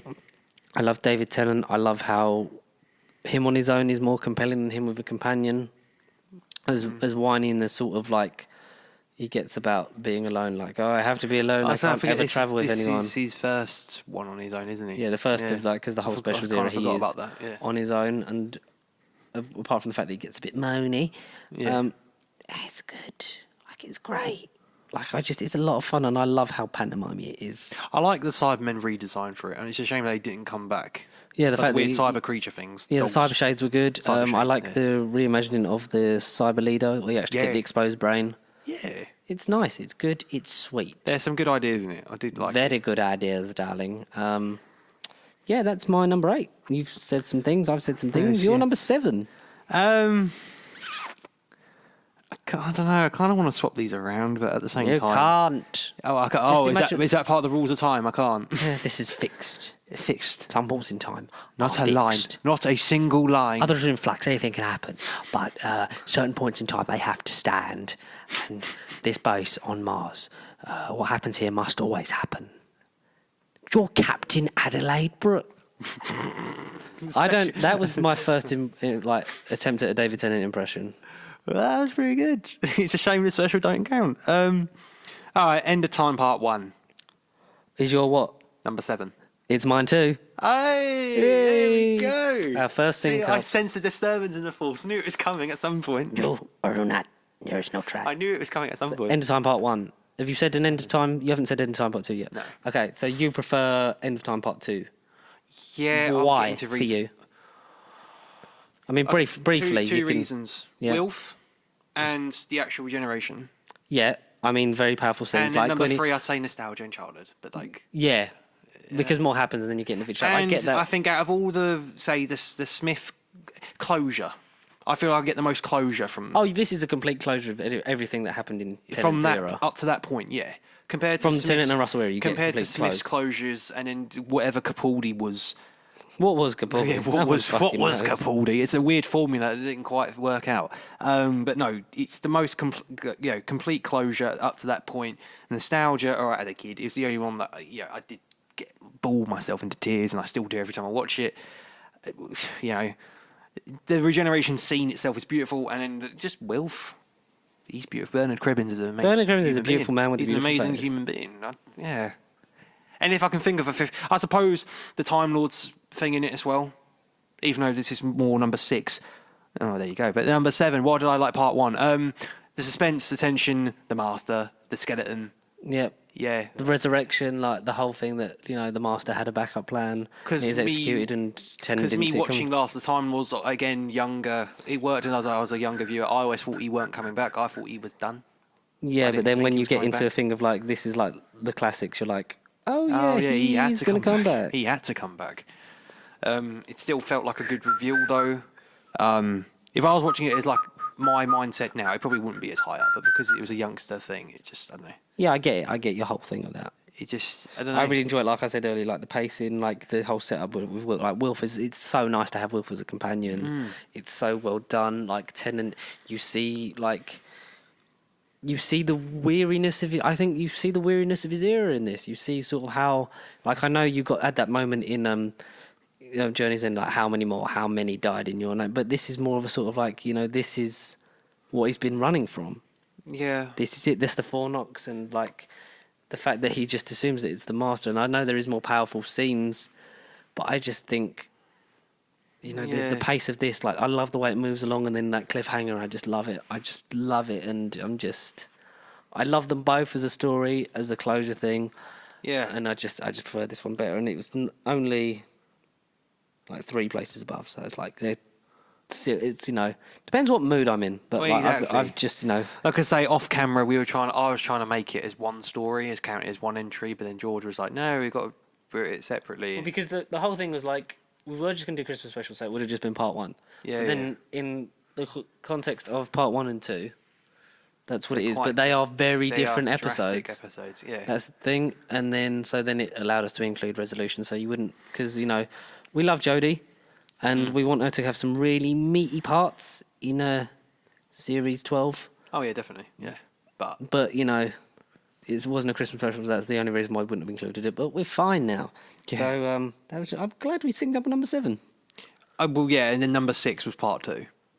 That was kind Number of 6, yeah. So go into Yeah. a big end of time. Well, no, it's just the beginning of time. The beginning of time. This part 1 should have been called the beginning of time, and then part 2 should have been end of time. Yeah. No, we literally just kind of summed it up. It's just the actual generation. Wilfred, Bernard Wilfred. Cribbins, Mott. But you're very much like it's I very just feel close like- to you. It's just like one slightly more than the other. That's Yeah, nice. a little bit. It just, I don't know. Everything went down in part 2. I know part 1, like you say, is more like as an adult, like you say, depending on what mood you're in as well, it builds up all the suspense and tension. It's got one of the best cliffhangers ever, and you're kind of like, shit, what's going to happen in part 2? It probably, if this was like a best part 1 top 10, it'd be high up. I keep making top 10 every episode. We're going to have to keep doing it at some point. This would be high up if we did like a top 10 part 1, maybe. It'd be up there. But no, just part 2. It's just the end, and I always prefer, like, if there's a to be continued, I just want to see the second part more than the first. Yeah, I don't know. because that's the it's just- conclusion, whereas the first one is. In a lot of like movies that are split into 2, like the first one's Yeah. normally the setup, and then it's the payoff. It's the payoff. But you don't have one without the other. So very good. Number 6 for me, Runaway Bride. Oh, well, yeah, that low. Oh, low. that Oh, low. I'm interested to see where yours ends up, Cocker. That low. I think it's just purely like the top 3. I think were set in stone, but then it's just Yeah. like just how I feel. how you But I feel like my top 6 are like these are the ones I love, and if I need to just stick one on for Christmas or Yeah. just in general, like You I should can be just happy with any I of the can just 6. slot into any of these episodes, and I like Catherine Tate is insufferable as a character, but when you get like Donna is insufferable as a rest, character, yeah, but the rest of them. like what they do, and then you get her story from series 4 onwards, and then it's just tragic, and it's so well done, and I just I love it. After Rose, that's what you needed, a big kick up the backside to be like, yeah, you think this is what's going to go on now that This is Rose what has the thing's gone? about. But straight into another adventure. He doesn't have time to Mourn. get on with it. Yeah, and I just, I love Catherine Tate in it. I love, sadly, the actor who played her father who passed away before Series 4, so that's why they retroactively made Wilf her grandfather on her mother's side. Yeah. I'm half human on my mother's side. But that's why they did that, which I think just fits because it's just nice. And, and the Rachnos look great. Like Sarah Parish looks like great and all that prosthetics and stuff. Like we only see one, but like No. and the first Maybe two. mentions of the Mr. Saxon, and exactly, and going forward, and sets up the whole arc. So that's nice to see. Number 5 for you. Then we're getting to the good ones now. But again, I'm surprised with my top 5. Definitely wouldn't be any higher up than what it is. But Husbands of River Song. Kind of, to me, the only semi-decent... Is it the only... Yeah, it is the only sort of real decent Moffat special to me. For continuity reasons alone, and just the fact that it's the end of that. I like how happy he is in that one. Oh, yeah, and he's mellowed and he's freshed out. Yeah. And it's pantomime and it's, But it's also the end of that story. Yeah, I'm glad we have no more, like, he waited 3 billion years. Because it's like, is the Doctor actually 3 billion years? He's not. No.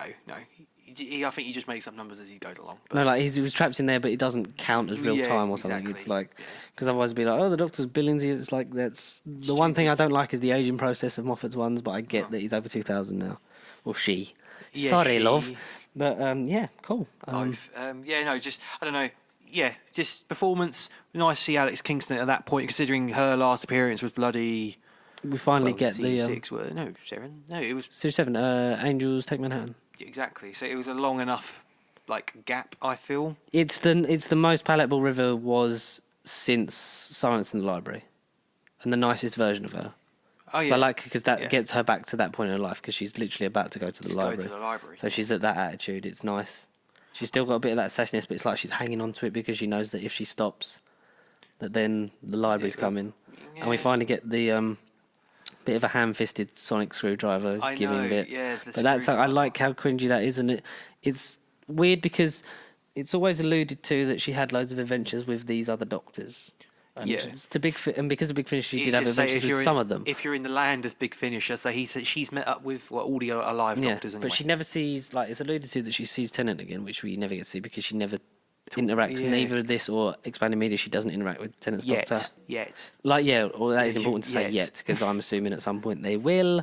Maybe, yeah. But who Roddy well knows that, so that's just a thing, and I like, it's nice to get Rivers at that point, and then that sort of very much feels like the end of that character, and I'm sort of cool. Yeah, cool. No we really don't need any more. We've done justice on it. River, and it's nice because it's shorthand for he's sad, he's down, he's lost Clara, even though he doesn't remember her. Yeah. And she's gone off in TARDIS for some reason, and he has someone who, like he says, I haven't laughed like that in a long time. It's nice how pantomime and Greg Davis is in it, and it's stupid. It is stupid. And the first mention, like we said, of Harmony Shoal, but. Oh well, yeah. Do you want me number 5? Go on then, yeah. Resolution. Hold the front door. Jesus, how is that 10 places? Bloody hell. Resolution is in your top 5. Because of a rewatch. But to say it's... Oh, good God. I would say, mate, literally. Jesus. Give it a rewatch, because when you take it on its own, 10. For me, it's just it's so much more enjoyable in that. So, it's not fantastic. 10 fucking places, though. But I love just sort of the setting of it. It's not technically a Christmas film, but over the festive period, it just so happens to happen, and I like the sort of character interactions you have at the beginning. One of they fancy each other, but nothing's gonna they're not brave enough to say, and then they can't because spoiler alert, died, but. Yeah. It's great, and they did nice, interesting stuff. I think it gives Nick Briggs the opportunity to do a bit more with the Dalek voice. I suppose.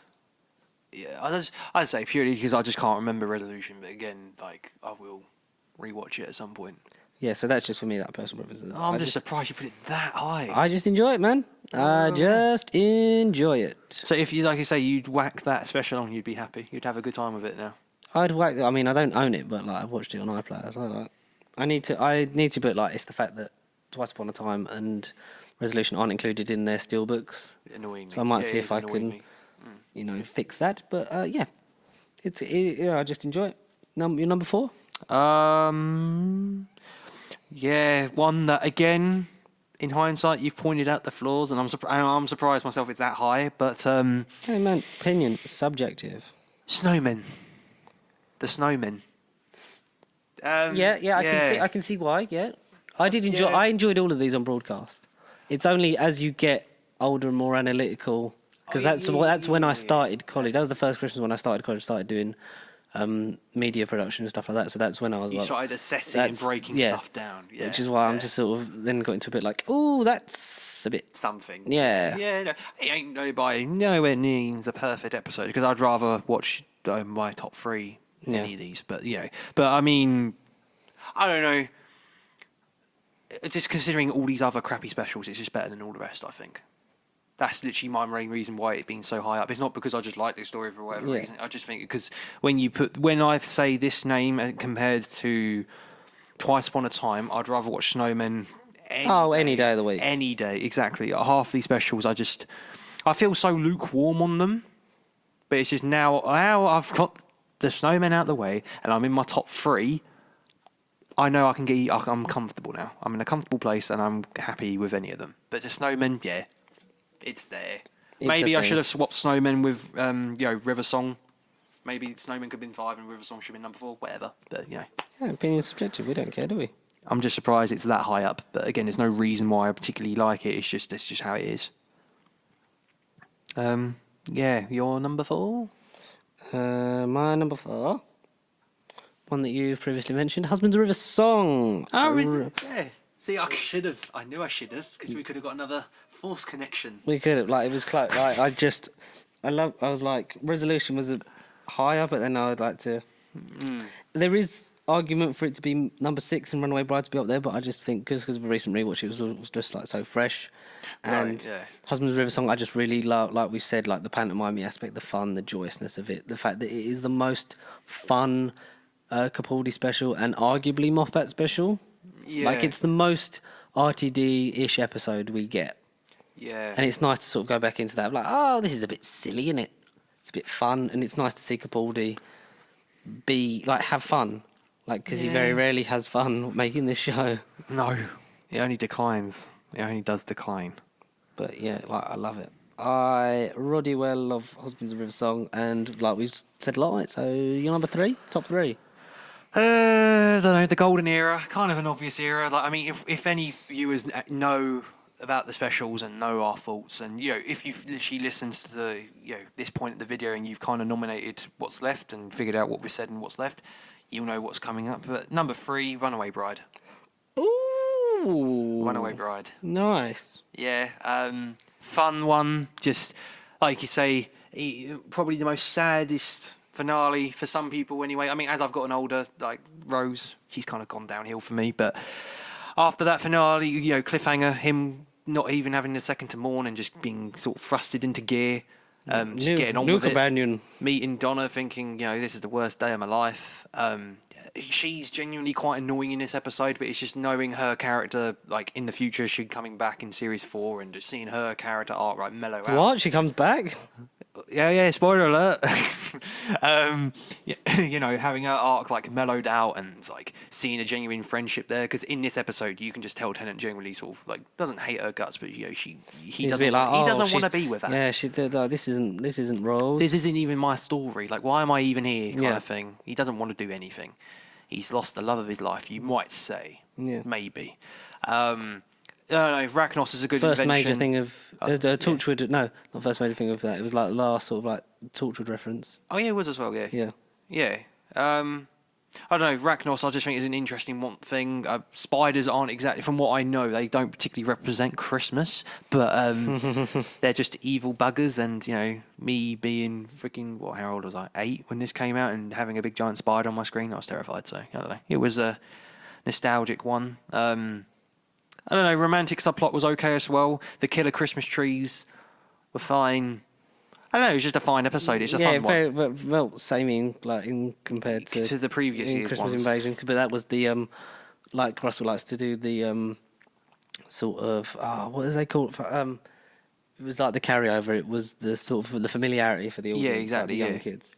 Yeah, but I don't know. It's fun, but I think my number 3 might be your number 2. It probably is. Mm-hmm. It probably is. So then we can talk about it in depth. But Runaway Bride. Just talking about this makes me want to just watch it. Exactly. So that's what we came here for. So my number 3. Yeah. Let me know if this is your number 2. It probably will be. Voyage of the Damned. Yeah. Yay! We got Yes. some crossover. Let's have a big conversation about Voyage of the Damned. Yeah. I love this more as time goes on. Exactly. Like, for me, sorry. Yeah, go For for it. me, there wasn't the first time. I watched this episode, again, like whatever one I said ages ago where I felt straight face, no reaction. This episode for me, straight face, no reaction. That rewatch of all my Who marathon and whatever, it felt like the first time I properly watched it and paid attention. To me, this was like a first time watching it and just falling in love with it. I think easily the best guest companion we've had. Spoiler alert in case we ever do a top 10 future guest companion episode, but she's number one. I think Cardi Mode was Astrid is freaking great. phenomenal. She was phenomenal. Max Capricorn. His name is Max. Ding. Well, ladies are very fond of metal. Cringe. He's The just fastest, cringe. the furthest, the best. Cringe. And I should but know actually liked because it. my name is Max. Yeah. Like, and then you see the state he's in and the sacrifice. I remember feeling sad at that. It was like, when she Exactly. but it's a bit of a weird, like, sort of ADR line. It's like, he's cut the brake line. So then she can't stop because now younger, I was like, why don't she just like stop or just get out? Exactly. But she throws him in, so it's like, Oh well. All right. oh bloody well. But yeah, because people were like, oh, Kylie Minogue, we're just gonna do like big sort of Names. guest stars Yeah. on Christmas, and then it was like, no, because she was a soap star, so she can act. She can. And she really can, and I love it. So I just love it more, and I just want to watch it, and I just love this episode. And apart from the weird Jesus imagery when they raise him up through the floor, A little bit. Yeah. it's like, But I even like the beginning. I like the setup. I like the mingling with the guests. yeah, and I love just that. like- That it's just sort of like because that normal. thrust him into like the cliffhanger from series 3, the Titanic crashing through, and then at the time I was like, What oh, we're getting like a Christmas special in the past, but then it was like, well, that's an interesting way to do it, and like the cringiness of like almost crashing into Buckingham Palace. Yeah. Don't you dare, you aliens! Don't you dare! Yeah, It's Russell firing on all cylinders, and I love it so much. No, easy. I don't know. It's just this one really hit home the second time I watched it because I had to sort of blink a lot because I just felt like, wait, how have I Don't not blink. How have I not acknowledged this episode? I felt like an idiot for not watching. Oh yeah, I have watched it. I own a DVD of it. I had the entire set, but I never did give a thought about this one. This would have been like number 15 if you asked me like when I was like 8 years old. Yeah. I just didn't care about this one. It's like me, but time goes on and it just gets better and better, and I really love it does. so. So that was your number 2. So my number 2, Yeah. What- the original, you might say, it's Christmas Invasion. Oh. Oh, I'm trying to think. So, one's left for you then. now you'll find out. Yeah, in due I course. will left that. But because this is the first, and for many the best, and like story-wise, it just works. Like the whole setting, like David Tennant's barely in it, and then when he is, he doesn't stop talking. It takes the Doctor out of it for his first regeneration. It leaves you with the familiar face in Rose, and that she has to be the one that sort of saves the day and step up. And then you get that nice bit where it's like, if you're talking, it means translation it's working, which means, and then you just like have that nice turn and pan round, and then just the doors open and go, did you miss me? Oh, you take someone's eye out with that. Now you just wait. I'm busy. Mickey, hello. Oh, and Harriet Jones and People Friday on North. Blimey, it's like this is your life. It's that scene, yeah. Oh, but I have a feeling that you're going to be talking about it a lot in a second. So I'm going to leave my Christmas I know Invasion. you're number one. Your Christmas Invasion. The power of deduction and sonic screwdrivering. I figured out what your number one is. Go on, hit me with your number 1 then. Last Christmas again. Last Christmas comeback. No, Christmas Invasion. You've literally just summed it up. Just, yeah. It's the original. You might say it's fine. It's perfect. It's the one when I think Concise Doctor Who storytelling. Christmas. It's the Christmas Invasion. I still just don't think nothing has topped it. All right, it's an easy pick. Like you know, Sometimes the obvious ones are that best because ones. they are. Yeah. True. just perfect.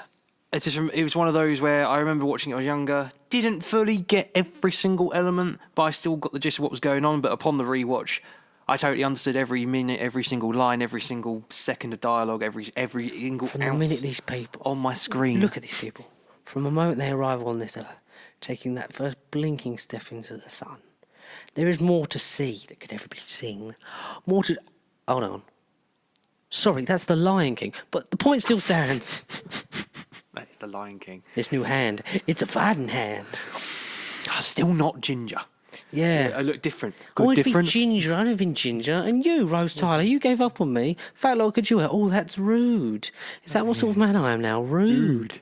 Rude and not ginger. If you're like, Doctor, you're different. But I like when he switches. Good different or bad different. No second chances. I'm that not sort of a man. That sort of And with Harriet, with the... I could bring her come up with 6 words. Just 6. How do you think she looks tired? And then, like, just like, that's it. What did you say, Doc? And that's like the fury of the Time Lord, isn't it? It's like, you know, you double cross me, that's what you get. No, to the point.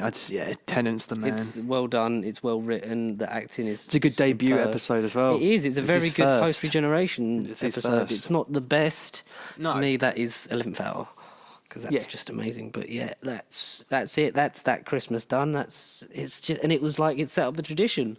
It's it the got first us into, you know, a cliffhanger that's it's going to be resolved at Christmas, and we'll get to watch on Christmas Day with our family, and it's concise. It's very much a lead on, but it's still its own story. Oh, very much. Which so. is the best way to be. Is like has a bit of, you know, a bit of an arc to it. But I'd say as well, it's a little bit of soft spot. I think this, from what I recall, this is my very first Doctor Who as well.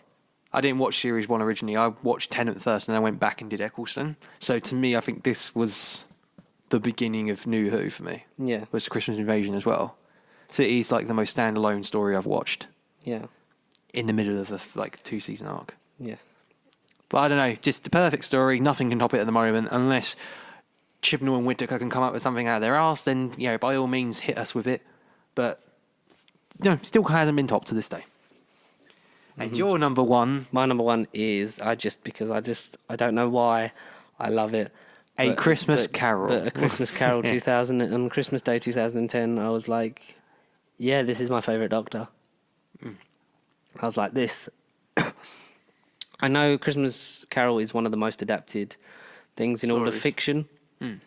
And, you know, I just, you know, Muppets Christmas Carol is probably still the best adaptation of it. But I just like how sort of it's like, why didn't we think of like this time travel aspect for the Ghost of Christmas Past, Present and Future? Like, why didn't we like think of that? And it's just, I love it. I love Matt Smith in it. I love that Amy and Rory are in it, but they're in peril and it's the Doctor. That's his motivation of like, that's why he has to land this spaceship on a planet where fish fly through the air because of the small electrical charge. It's just great character actors. See what I've changed? I've changed one of them.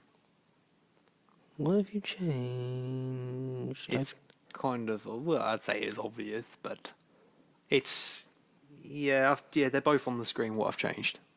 Oh, the one that I'm talking about now. You've Well, yeah, put Christmas Carol and, Snowmen. Yeah. But you haven't because the official, like, we've locked it in.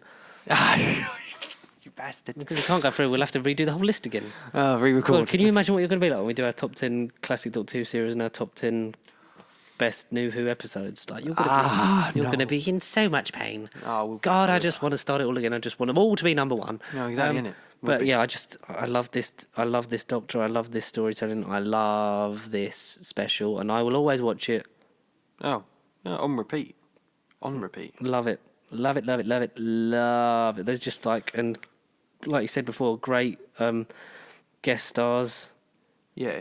That's so, yeah. In terms of, you know, like Michael Gambon, you got bloody Catherine Jenkins, Lawrence Belcher, you got that whole thing of like how many Christmas Eves you've got, and it's just, I just, there's not much I can say that I haven't already said or we haven't sort of covered, but I have the biggest soft spot for this episode and I love it so much. Oh, it's just perfect. Yeah. For me, yeah, and you've got yours, and it was close between Christmas Invasion. Oops. Oh god, it's Morty wants to get in it's Christmas Carol, Morty. Oh my god. Oh jeez, Rick. You know, like I kind of think, you know, that was a part of a superfluous influence because, you know, you kind of should have just said a Christmas Invasion there, Rick. So yeah, that's it. That's done. A festive episode. Done. List locked In, and you know, if you want to get in touch, nopubliccontact@gmail.com. Follow us at Pasty Sheep on the social media accounts, Facebook, Twitter, Instagram. You name it. More of a unanimous sort of as one collective hybrid. Yeah, A hybrid. a hybrid, Clara. Hybrid. But yeah, we've got some good stuff we're going to be working on.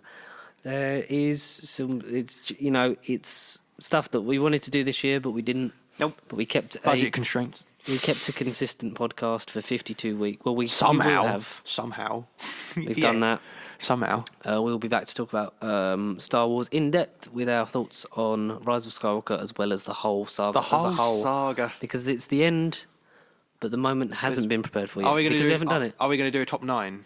No, we're just going to go through go 1 to through 9, Yeah. say what we think, and that will be Star Wars for a while. But yeah, for a while. it's Concrete. If you've listened to us witter on about Doctor Who this year, Thank you. we are sorry. And I'm sorry. Yeah. From January onwards, we're going to be doing more stuff. We're getting a camera, we're getting some stuff. It's just hard with our lives and our budgets and our organisation skills. But we will be back. So new look and out for that. improved and better. As always, we will be. So thank you for that. And not really much to say apart from if you want to tell us what your list was, if it was different, then leave it in the comments or email us. Yeah, do that. Yeah. Yep. Like we said, on all those accounts, and we'll get online in more ways in the future. In the future. Or for you, if you're watching this a year from now, maybe it's in the past. Yeah, maybe we've already gone bankrupt. Oh, who knows? Who knows, eh? Who knows? Merry Christmas. Merry Christmas. We hope you all have a very Merry Christmas. Yes. When it comes yes, to you, the audience. Yes. And the happiest of New Year's. Onwards and upwards. Which we'll probably say again next week, because that's... Yeah, exactly. Yeah, probably will next week. Thank you very much, and we'll see you next time. See you next year. Not yet. Maybe. No, that's next week. That's week 2 after. episodes after. Yeah. We didn't say that in that one, did we? No, we didn't. We'll say it next week. Goodbye. Goodbye. We'll edit it back in. We will. Goodbye.